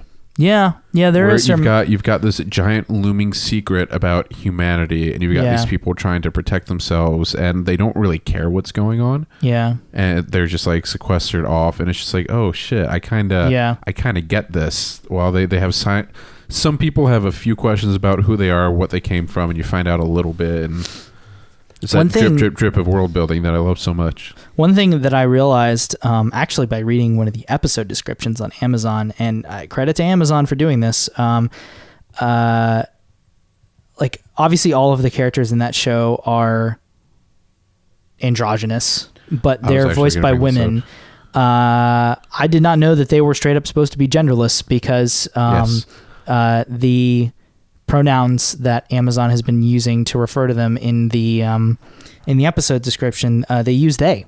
Yeah. And I was just like, oh shit, yeah, that makes sense. I guess I wanted to bring this up because something that I've noticed while watching, and once again it was super apparent in this week's episode when they used Nisama for Yellow Diamond. Yeah, which is obviously in Japanese masculine, but going back and looking at the manga, and I flipped through some of the pages in Japanese. The androgyny is a huge part of the character relationships that, you can only go so far with subs when you're subbing in English, where, Japanese has very masculine, very feminine pronouns, and how they refer to themselves and how they refer to each other is interesting. I think the biggest one is Cinnabar. Shinsha is always used kare, which is like one of the more masculine pronouns for sure. And you have the opposite for Foss. Yeah. Which is super interesting. Yeah, it's interesting. I mean, there are definitely characters that fall more on the like masculine and feminine side of things. Like obviously, Bort falls a lot more on the masculine side of things, and Bort's Diamond falls a lot more on the feminine side of things. So, I think most of the pairs are feminine and masculine. Yeah. Well, and then you have the really interesting case of Amethyst, which is. I was so weirded out by them, especially I was cringing right there when they knocked heads too. I was just like, don't do that. Don't. Please. That whole sequence, because obviously the Lunarians are fucking horrifying villains. Oh yeah. They are literally, I've never seen a better representation visually of existential dread than you've got this Lunarians. white I won't say featureless, but like emotionless, like. And they fucking come into the world through a goddamn Rorschach test. That's the most terrifying it's like a visual Rorschach imagery. Inkblot, and then it's just like bubbling black death. And then just for some reason, a bunch of like Buddhist religious imagery. The whole thing. Really fucked up and awful, terrifying. But yeah, the whole scene where they're literally getting like chomped to bits by like a Venus flytrap. I was like this the whole time. I could not deal. That again is another one of those shows that I feel like has this weird dread behind it. Like they're like another shoe is going to drop and everything is going to be terrible. Because every episode, that they're doing the cliffhanger at the end. Just something is going to happen at the end of the episode that completely changes your perception of the previous. Yeah, exactly. They're really good at that. I love the water character, the queen. I never got her name even when they said it. Or king, actually. They referred to her as king, didn't they? Yeah. Yeah, she is the king. Yeah. The king and the prince. Whole thing, yeah. And I love the lore behind, what was it? The bone, the soul, and the mind, I think it was. Yeah. Yeah. It was really cool. It was really, really interesting. Yeah, I think the most effective part of creating that atmosphere for me is how purposefully ambiguous everything is, from emotions to gender to like where the hell they are, what are they doing, why do they exist? Like we don't know anything. No. We just know what is happening right in front of us. And I think for someone like me that very often is so concerned with like the greater scope of things and like gaining as much knowledge about a particular fictional universe as I possibly can, it's like hanging in midair waiting for me to fall, because it's just like, oh God, so where is it? Give me more. Give me more. And they're never giving me more. They're just giving me what they want me to see. And what they want me to see is like not enough. Done. Yeah. In a good way. The show's beautiful. Yeah. That's the other thing, is that Studio Orange has, I hope, proven to everybody that would give them more original projects that they are capable of making CGI in anime a massive boon to the industry. Because honestly, I wouldn't ever complain about CGI in anime again if all of it looked like what they're doing in this show. It is a remarkable achievement, really what they've done. And that's not to say that they also have a like clear 2D animation happening in that show frequently. Oh, yeah, too. Most of the effects are 2D. Yeah, and it's weird because it's the exact opposite of how anime is usually made, where like the vast majority of cuts in that show are entirely CGI, obviously with 2D backgrounds, but sometimes, and then like the supplemental parts of the show are 2D animation. The parts where everything works. Everything that needs to be 3D is 3D, and everything that needs to be 2D for reasons of visual splendor is. And that's so good to see, and it's just so outside of the norm in every way. And yeah, also the show just is directed masterfully as well. Like all of the fight sequences are incredibly dynamic. It feels so visceral when they snap and break too. Well, yeah, and that's why like I like literally Land of the Lustrous is the reason why I decided to loosen a little bit of the requirements for our Sakuga video at the end of the year, because like they're kind of changing my idea of like what Sakuga is, because I mean obviously it's 3D animation, so it takes an entirely different skill set to animate these action sequences. But they're every bit as impressive looking as, say, a Yutaka Nakamura or something like, one of his action sequences. I mean, the scene where Daya is fighting the snail and she's like running on the tentacles is incredible looking. Literally looks like she's jumping out of the screen at you. Yeah, it is clearly taking CGI and using it to do what it was always meant to do, and that is just take animation to a place that it couldn't have gone before. Do it with hands, no. I have one complaint about the show, and this is extremely personal. Okay. I've been waiting for the entire show for Zircon to have a line, because she is voiced by my personal favorite, Himika Kanaya. She's the main character in Prepar. She got like half of a line and got fucking murked this episode.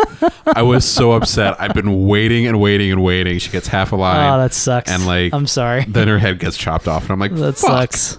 Yeah. At least she showed up. Yeah. That sucks. I was really mad. I was like, no, you were right there, Hebe. You were right there. I'm so sorry. Well, but no, that show is fantastic. Yeah, it's a great thing, and it is a very remarkable achievement, and I'm really happy with it. Okay, Patrick. It's time. We're going to talk about Side M. Let's talk about science, English, and mathematics. Oh, God. Side M. It's such a good show. Oh, my God. It is officially now the second best Idol show I've ever seen. it's as good as Idolmaster, like the OG, which is... I didn't expect that. I wanted it. Y'all know I wanted it, and it's they're doing it.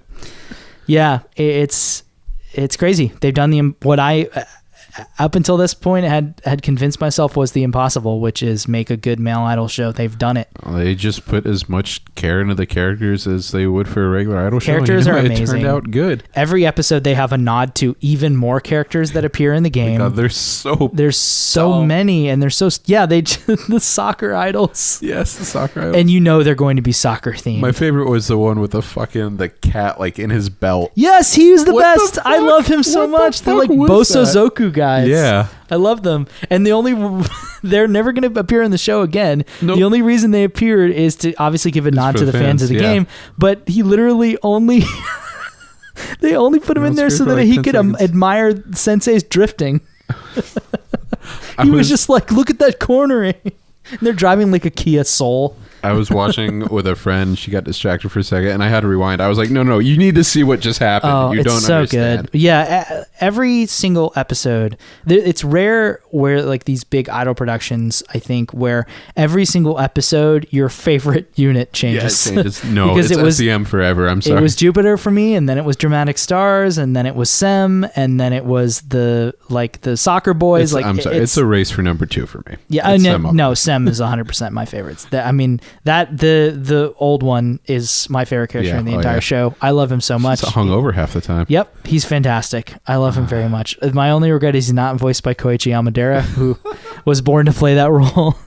But I mean, just the music, especially in that show, is so good compared to every other male idol show. Like, fuck Udapri, fuck all this shit.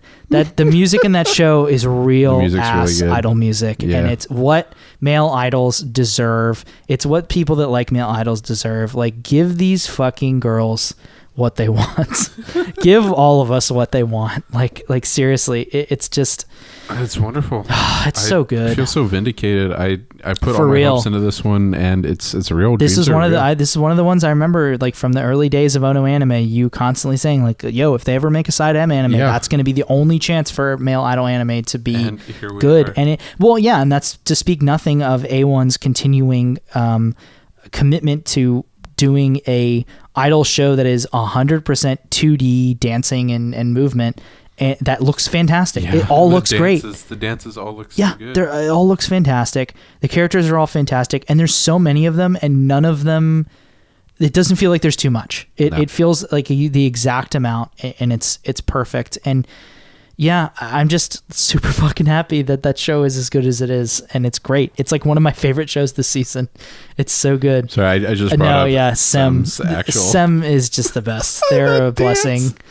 They're a blessing. Study equal magic indeed. It's literally a scenario in real life in that episode that is guaranteed to be the most awkward, cringeworthy thing, and they turned it into a wonderful thing. But yeah, the Sakuga in the show is just, it's immaculate. It's exactly what it needs to be.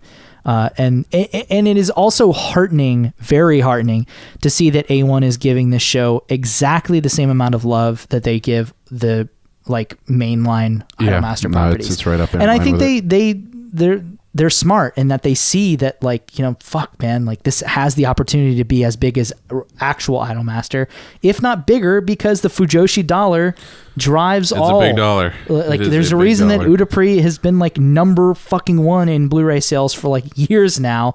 It's because people like their male idol stuff, but man, They can get dudes in on it now. I am 100% in on it. Jokes aside, it has a lot more appeal visually and musically than the other two to a guy cishet. 100%. It's super entertaining even without being the target. And the other thing, I was talking about this on Twitter, the other thing that it has on all other idol anime is that the age range of the characters is way older than most idol anime. You know, with most idol anime that have female idols in them, we're talking an age range of anywhere between like 11 or 12 to, you know, early 20s at the absolute oldest. Whereas, you know, in this anime, we're talking dudes that are like 17 to like 35. And that's fantastic. Yeah, there's a lot more of them. Like, we do have the few outlier idols and regular Idolmaster and Cinderella girls that are older, but like in general, they're all like mid-20s. Yeah, no, it's great. They're all like, most of them, the vast majority of them are like college age or older. Yeah. And that's really awesome to see. So, yeah, it's like, honestly, if AX announced next year that like Dramatic Stars or one of the units were coming, I would flip my shit. Like, I would see that in a heartbeat. Because like, also there's just like a level of fun and goofiness to this that doesn't really exist in it's funny because other idol anime. Like, it's a very specific brand of I don't fun. remember if it was here I was talking about where I brought up that male idols in general, like more than female idols, they always have like some sort of like awful backstory, like sad backstory. Yep.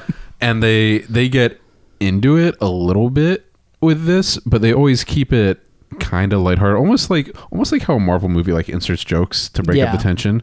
Like, they're good at doing that. So, you know, these characters, they have some sort of trauma if that's your thing, but they don't let it drive the complete mood. These characters' backstories are just the most delightfully stupid fucking thing in the world. Like, they're way dumber than any female idol show's backstories, because like, there's a entire unit that's comprised of a lawyer, a doctor, and a pilot. There is an entire unit comprised of high school teachers.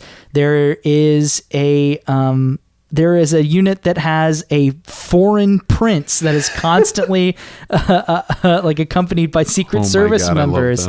There's another, like, the dude in Sem, Matthew, can like barely speak Japanese. Mm-hmm. So like, it's got all the tropes that you want from a regular idol anime. And like, if you're sleeping on it, if you're a dude and you like idol anime and you're sleeping on this shit, wake the fuck up. Cause it's good. It's side M. It's good. I mean, and here's the fun part. It's good. It's good. It's good male idol anime, and it's like really fucking gay too, in a great way. Yeah, no, man. It's there. But it's you know what? It's gay, but it's not like it's actually not that gay. It's actually just like a bunch of guys. It's a bunch of bromance. That's a much better. This is like bromance. Legit bromance. Yeah, like actual wonderful, emotionally open male friendship. It's wonderful. It has done for like male friendship what Yuri on Ice did for male gay relationship. I'm not even joking. That's like 100% that I am putting that flag in the ground. It's great. And it's true. I got nothing. You got nothing because you're so stunned at how true my statement is. My analysis. Hello, welcome to Ono Anime. Time for some analysis. I'm not going to bore you guys with Two-Car. Suffice to say that the only reason that I'm still watching that show is because okay. Is it as gay as Twitter says? Here's the thing. So we just said that Idolmaster Side M's motto is Side M. It's good. Two-Car. It's gay. It's a really that gay? No, it's Two-Car. Come for the motorcycle, weird motorcycle shit. Stay for the gay. Stay for the gay. It's real fucking gay, and like in a very overt manner. There is a pair that is just a straight up dom sub BDSM, like with like full on fantasies of like one of them whipping the other one in a dominatrix outfit. Oh my. There is one that is, I am not shitting you, just Sailor Uranus and Sailor Neptune. Like not even okay, Patrick, I have to tell you about this scene though. It is maybe one of the funniest things I've seen this season. So they keep cutting. They've never once shown this team on the racetrack, the Neptune and Uranus couple. They've never shown them on the racetrack once. They're always in like a fashionable cafe that I don't know where it is. It might as well just be like inside Unlimited Blade Works. I don't It's in their reality marvel. It's in their reality marvel. I don't know. So they're always sitting in a fashionable cafe and they're always like talking lovingly at each other like that trope does. You know, they're very flowery language. One of them sounds very masculine and the other one sounds very feminine. And the like fifth time they do this, they've established this relationship where the more masculine one is always like saying the right thing back to the feminine one, like basically like reading her mind. And so they show this scene where the feminine one is just like, she's talking about tea or something.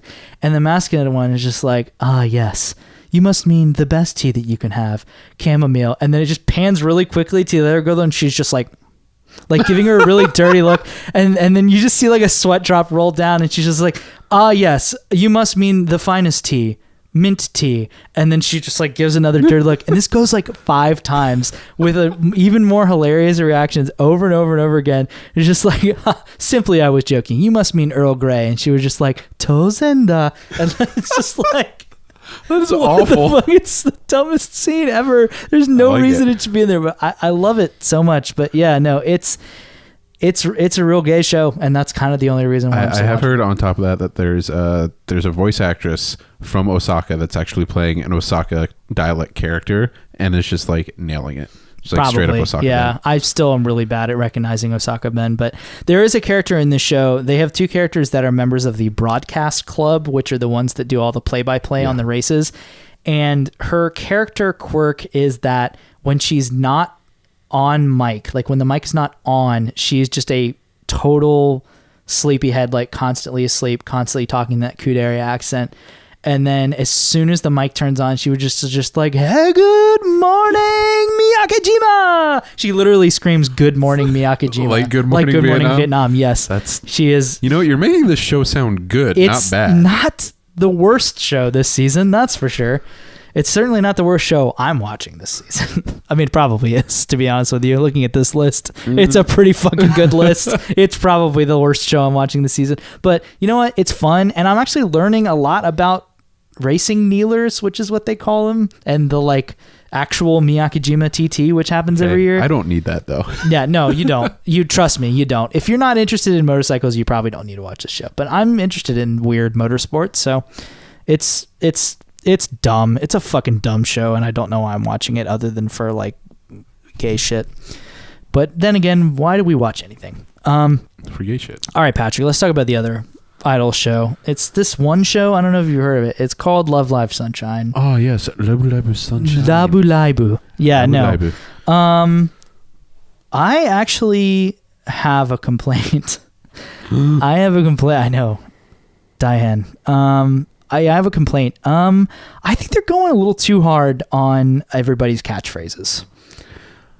You know, I'm the opposite. I kind of love it. It's so corny. Okay, part of me loves it, and part of me loves the corniness. they're going a lot harder, and it is noticeable. The other part of me is I posted something about this on Twitter the other day, but this feels less like the first season in the sense that this feels more like a TV adaptation of the stage play depicting the events that actually happened in Love Live Sunshine. For me, part of why I love Love Live is that it might as well be a musical. See, that's the thing that I love too. But the thing is that there's much less substance to the actual dialogue. I can see that. Yeah. It feels like that they're just trying to like shoehorn the character quirks in a bit. They're giving people what they want, but they're almost giving like too much of what they want. Like I love Daya, but I don't love her saying Boo Boo Desawa every other second.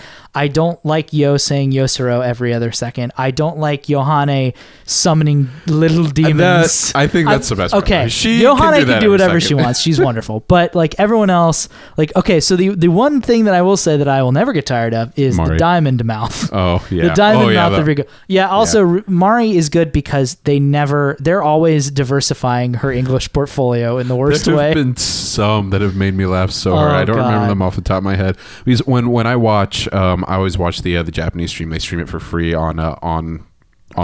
The app is named Line. So I always watch that. So hearing the like English come out of nowhere. Yeah. Just busts a gut every She's like, time. hey, what's up? Yes. And that like weird deep voice that she The does. last one was like, last chance. Yeah, last chance. I was just like, Yeah. God damn it. I love it. Yeah, I was just like, what if she doesn't say last chance in Japanese and just fucking swerves on all of us? But nope, she there did it it. is. Yeah, no, I'm. Don't get me wrong. Love Live is still like the most wonderful, pure thing in the entire world, and I will never I not can like see where it. you're coming from there. Personally, I like it though. It's corny. It takes away a little bit from the gravity of the show, which I know is so stupid for me to say, but also like, I think Sunshine is probably a more whimsical thing than the original Love Live was. I think they had to like put it apart that way because you can't have them be every bit as amazing as Muse was, because Muse in their universe came out of nowhere and changed the rules. That's the thing that that's my favorite thing about the way that they're handling Sunshine in complete opposite way, is that they, in the story of the show, know that, like they literally said it in the last episode, nobody's ever going to get to the place that Muse was at. Yeah. There's just too many school idols. There's too many school idol groups that are good. Like nobody is ever going to stand out in the same way that Muse did. And the show is more about, especially like the last episode encapsulated it really well. And I know it's because it's like the middle episode of the season, and it kind of, a lot of ways with shows like this, you kind of have to distill what your message is all about in that episode. But it's less about becoming like Muse and more about like what is going to make us, like what are we going to be remembered for by the people that remember us. There was a really, really succinct way of putting this, and I'm borrowing somebody's thoughts a bit here and adding my own to them. I wish I could remember who wrote it. But early on in the season, they had a recurring theme with a paper airplane flying, right? Whereas in the first season, and even with the original Love Live, it was always a feather. The feather coming up from on high, it just sort of happens. And the difference was Muse was a miracle, all right? Yeah. Aqua has to make their miracle. So both are flying. It's just the paper airplane had to get folded and tossed. Yeah. The feather came out of nowhere. Yeah, which I think it was, it was some very poignant symbolism, and it was definitely there, and it was definitely on purpose, and I thought that was a good way to kind of set it up so you know where they're going. Yeah. I mean, it's still a wonderful show. They did probably my favorite Love Live song in episode 3 or 4, My Tonight. Yeah, My Tonight's really good. That song just hit me in all the best ways. I'm a huge sucker for stuff that calls back tonally to Japanese folk music and uses that sort of chord structure. And I think they're basing the entire melody of that song off of like a very well-known traditional Japanese folk song that I wish I could tell you the name of right now, but I'm not that well versed in it. But that song made me it made me think some dangerous thoughts about buying a shamisen and learning how to play it again, because that's not the first time you said that either. No, it's not. But like it's usually shit like that, and I'm just like, oh, I want to do a shamisen cover of My Tonight. But yeah, the song is great, and I don't often say that about idol stuff because let's face it, most idol music is not great. But that song is truly great and also like eminently listenable, I think. Also, the costumes were maybe my favorite costumes really that Aqua has ever had, completely breaking the trope of, just like gothic Lolita and Philly stuff. Like, it's just like straight up like traditional Japanese, and like Daya had that really cool like fan thing in her hair. And although I did see a video the other day on YouTube when I was listening to that song, it like transferred over when it was done, of it just said like the worst part of My Tonight, and then it's just the ending, and I was just like, oh, this is a funny video about how like the ending of when it ends is the worst part of the song. But nope, it then zooms in really quickly on Kanan, who is wearing the fucking Kotori pants that have one long leg and one short leg, and it just goes, what are those, really quickly, and then backs out, and then the video ends. And I was just like, oh my god, Kanan, how did I not notice that she was wearing the like the weird Gundam Gundam Build Fighter pants? Oh boy. I don't, when will that end? Never. When will that? It's not allowed to end. I'm just kidding. I like that a lot. I hope it never ends. But yeah, no. I still really like fucking Love Live a lot, and I would die for that show. More of the same, and I love it. Yep. I cannot wait to see what they do after Sunshine is done, which is kind of terrifying to think about that's going to be. I think we're probably going to get a third season of Sunshine, honestly. Yeah, I mean, we could get a third season of Sunshine. We could get a movie. Assuming the 5-year cycle, like how the closely Love Live are anime they? Yeah. didn't get in. The Love Live anime didn't happen until like year 3. Yeah. Well, yeah, and especially since they've been releasing basically everything that Aqua's been releasing as an idol unit, basically in conjunction with the show. It'll be interesting to see how closely they try to mirror the way that they released Muse's stuff. Yeah. Anime wise. So we could see a third season. We could see a movie. I don't know. They are moving pretty fucking quickly with the season though. Are. So I don't know, but I mean, it's weird because I actually don't have a lot to say about it because honestly, good. I let my like analytical critical side shut off when I'm watching that show. I'm just like, this is a thing I absolutely love. I just let it wash over me. And there's no possible complaint that you can have about the production side of things because everything is always good looking, always. Even the CGI dance sequences, there's still very good 2D cuts in there that I can appreciate. So, okay, let's talk about my favorite show from the season. Kekai Sensen and Beyond. Man, I was so worried about this. Thankfully, hey, Patrick, the first episode. Remember that really fucking dumb time where we all thought that Rie Matsumoto not being involved would mean that this season would be at all less good? Yeah. We were stupid, huh? I'm so glad I was wrong about that. Holy fuck. I don't think fun. Has there ever been a stronger second season of anything without the original staff?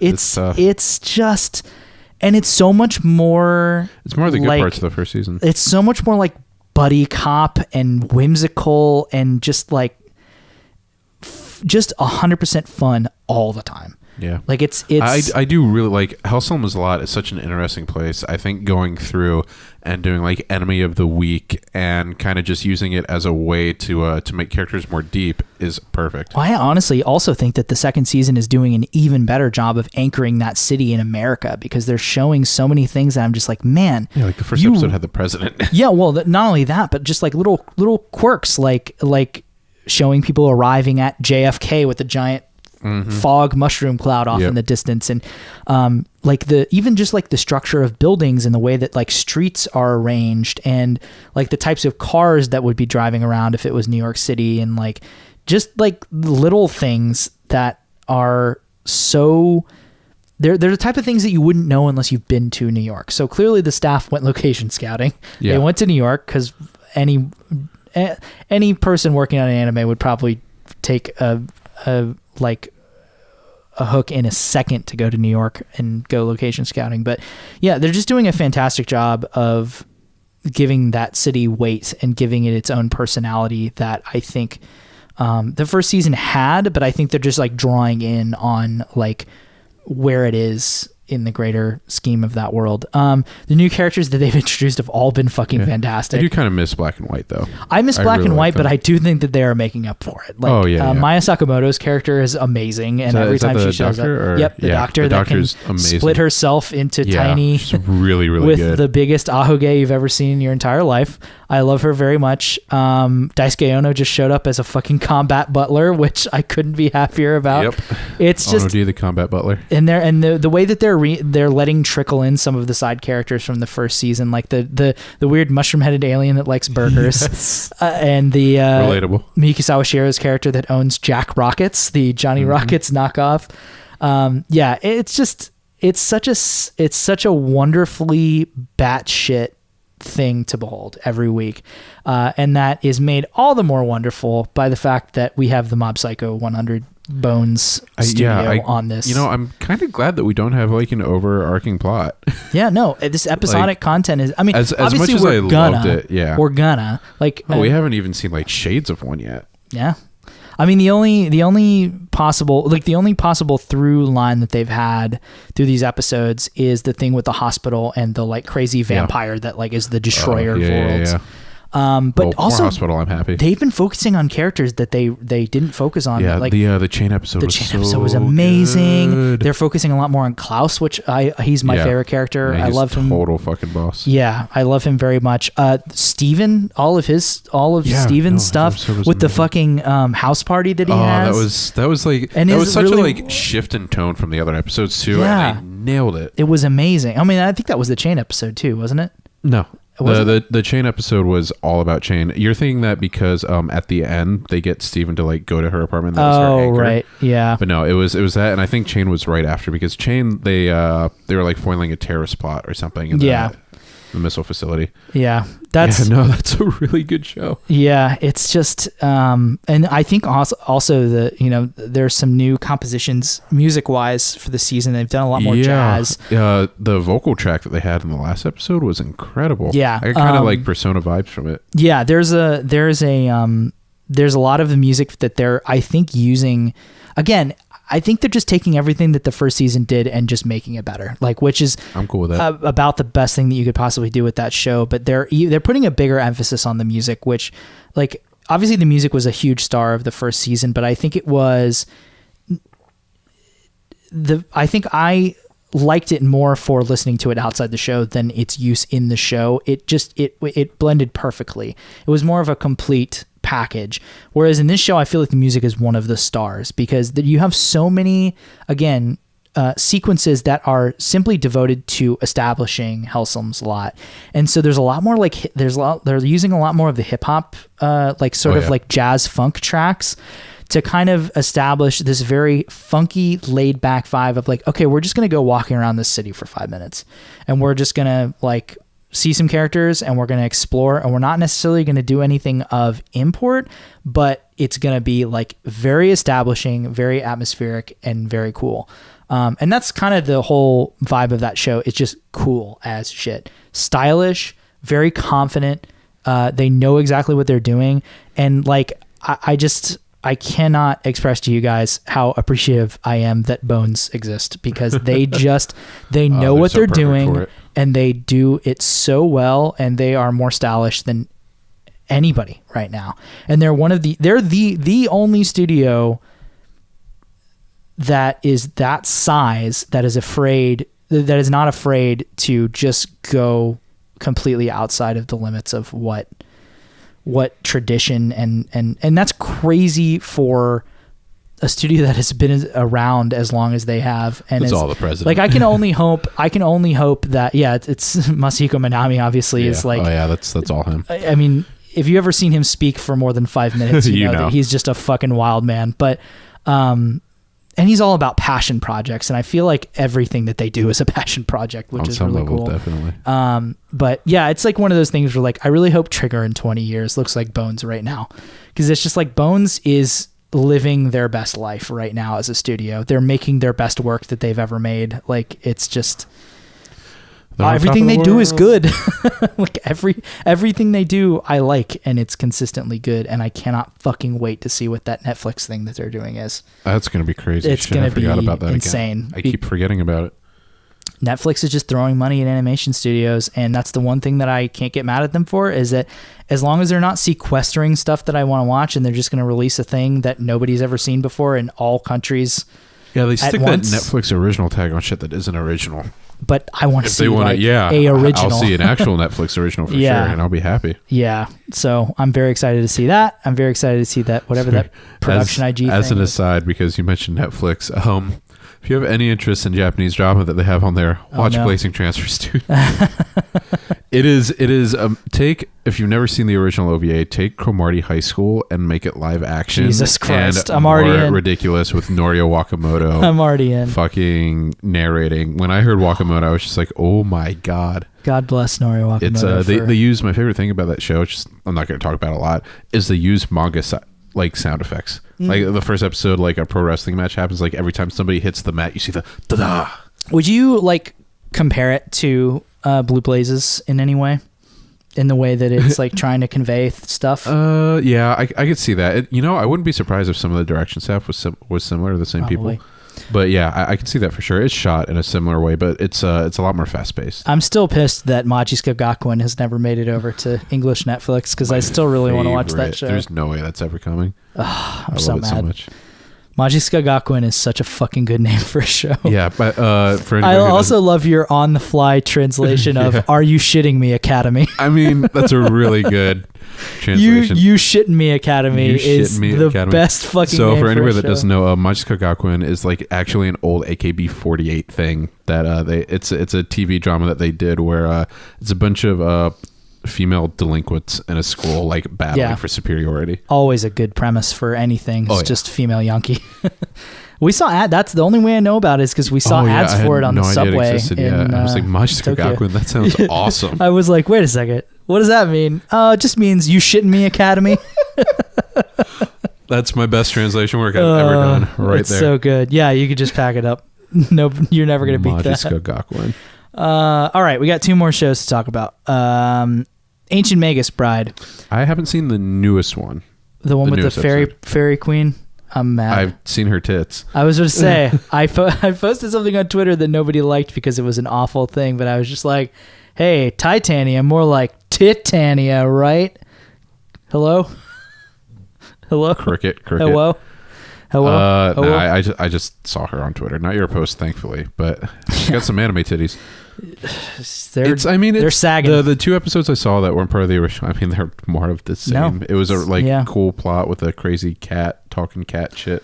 Yeah, it's another one of those things that I don't really have too much to say about just because it's giving me what I expected out of that show. It's just very slow and contemplative. And how do you feel about the opening theme? Bad, not good. Yeah, I know it's not good. I'm kind of, I wouldn't say the opposite. I think for Ancient Magus Bride, it's a bad choice, but I love Juna and I like this song. Yeah, I mean, look, it's not her fault. And also, like, I wasn't going into that show being like, fuck yeah, I can't wait to hear the OP for Ancient Magus Bride. I'm just like, this isn't gonna be. I guarantee, like Juno's great, and after seeing her live, I have a whole new respect for her, and her place in Valkyrie is fantastic. But I was going into that show knowing that, like, all right, I'm gonna listen to this once, and I'm just gonna fucking skip it for the whole rest of the time because it's just like it's gonna be a lot of strings and a lot of singing, and it's just the nature of openings. So I like for a the show song, like but for an opening for that show, I feel like it doesn't fit. Yeah. I mean, it would have been like way crazier if they were just like, oh yeah, here's like fucking. Here's Maximum the Hormone with Ancient Magus Bride. Skullfucker is the name of the song. Like, I don't know. What's the name of that one Japanese band? It's called like Fuck You Ogre or something. Ogre you asshole. That's what it is. Here's Ogre You Asshole with the opening to Ancient Magus Bride. What the fuck? I completely forgot about Ogre You Asshole. About Ogre they were on the Space Dandies soundtrack. They were. They were on all the sad episodes. They were. Ogre You Asshole. They did the opening for Soten Koro, which is the most gory adaptation of Three Kingdoms you could ever see. Oh, that sounds like, great. When they say like Lubu, like bathed in a river of enemy's blood, it's literally like he decapitates probably 100 people and the river turns to blood. Beating him a lot in Fate Extella with Li Shu Wen. I'm sure. Yeah. So I don't have too much to say about that show because it's just like I like it so far. It's doing what it told me it was going to do. It's very pretty and very contemplative and melancholy and cool. Although I am starting to see a little bit of strange development between Chise and Elias. Yeah, there's like that scene there is a scene in the last episode where she shows him a different level of affection that is a lot more like familiar than she has been with him, and I like it because we're starting to get to Bone Daddy, and everybody likes Bone Daddy. Bone Daddy, of course, written in all caps in full width. Yes, Bone Daddy. Bone Daddy. Bone Daddy. Bone Daddy, father of Bone Dog, the wonderful Touch the Skyrim character.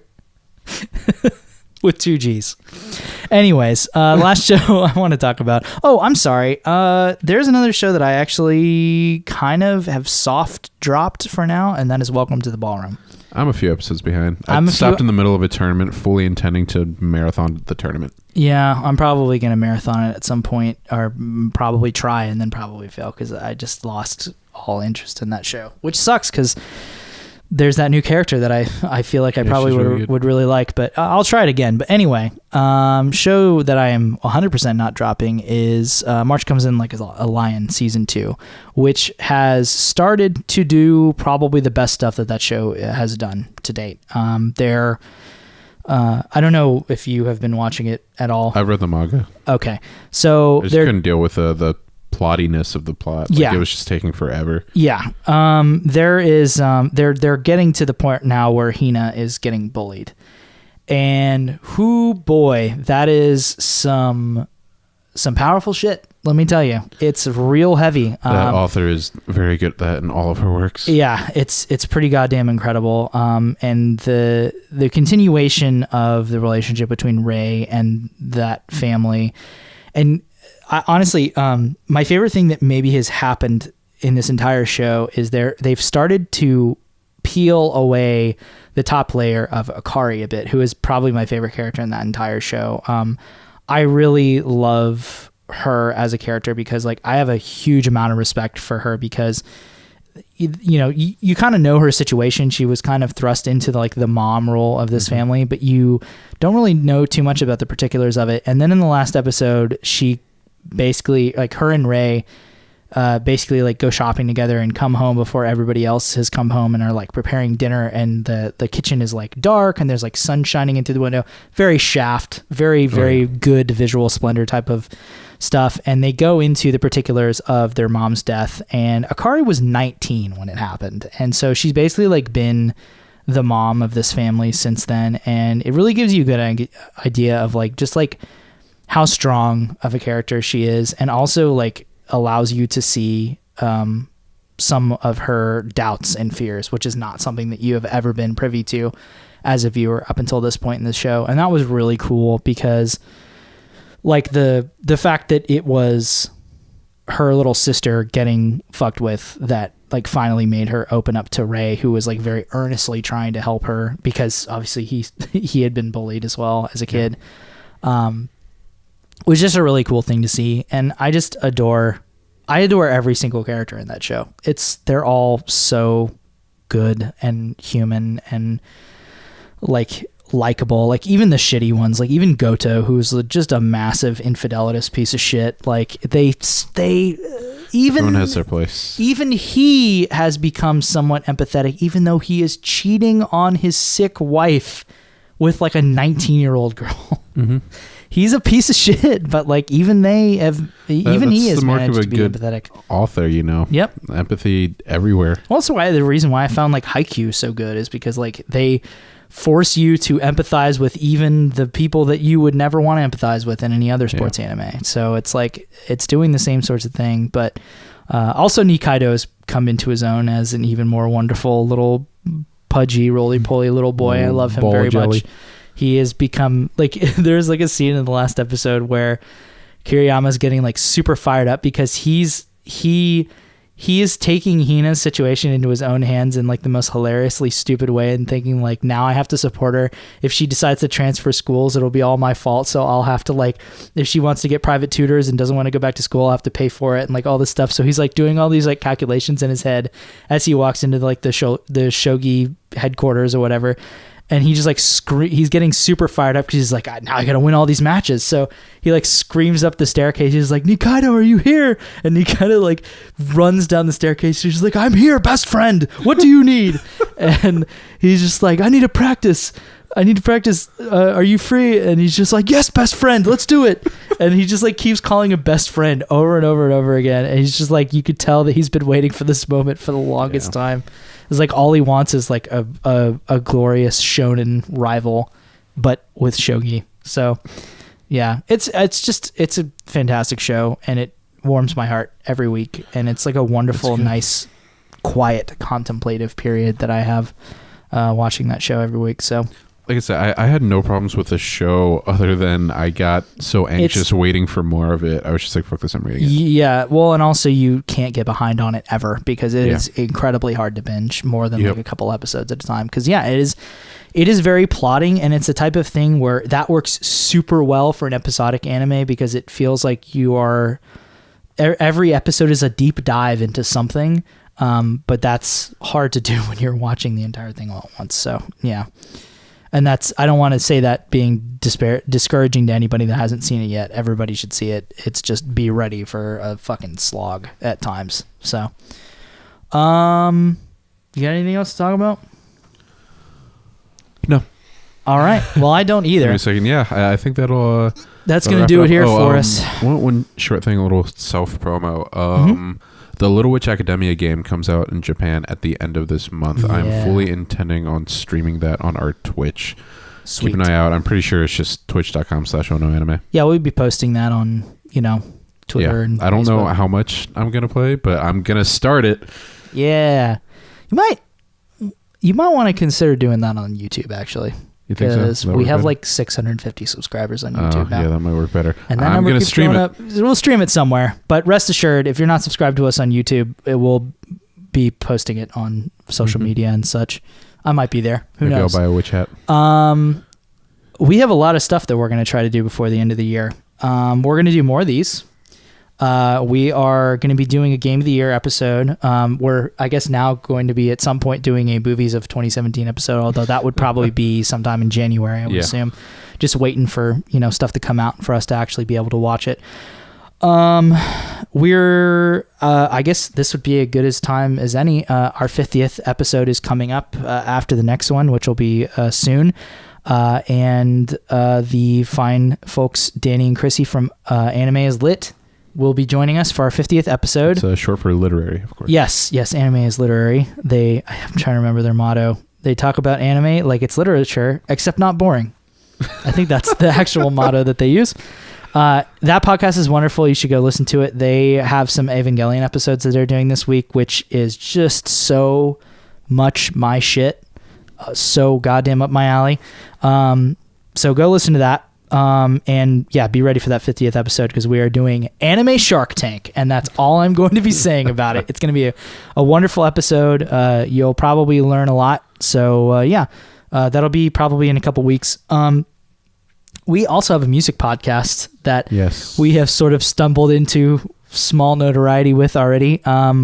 We have the first episode featuring wonderful anime remixer and producer Android52 is up on our SoundCloud page. It's soundcloud.com/onoanimeradio. All the episodes also go up in our regular podcast feed. So if you don't feel like going over to SoundCloud or aren't like a regular SoundCloud user, you can just wait for them to appear in the feed. We have another one of those coming up in sometime before Thanksgiving, and probably another one before Christmas. And then we are going to try to do a New Year's special, me and Hoshikuzu Kid, who will be also a guest on Ono Anime Radio before the year is out. So look forward to all that stuff. We're doing some videos and stuff too. If you want to know everything that we're planning on doing before the end of the year, go to our Twitter. It's our pinned post right now. We have a big image dump of everything we're doing. Obviously, we have the end of the year Sakuga video, which I'm super excited about. We're doing a Rumiko Takahashi creator spotlight at some point before the end of the year. And we have some stuff planned for early next year too. So we're chock full of content here at Ono Anime. Go to, we have all the links in the description of this video or the podcast, but obviously onoanime.moe is where you can find everything. Also go subscribe to us on YouTube, youtube.com/onoanime. I like to see those numbers going up. Gives me a huge rock hard boner. Attention boner. Blunt. Anyways, I'm going to do what I always do and forget to appropriately play the music before we actually are outroing ourselves. Do we have anything else to promote? I think that was about it. Okay. Well, like I said before, Ono Anime Radio, go listen to that. It's pretty wild set that Android52 did for us. That's going to do it for us here. So, see you later.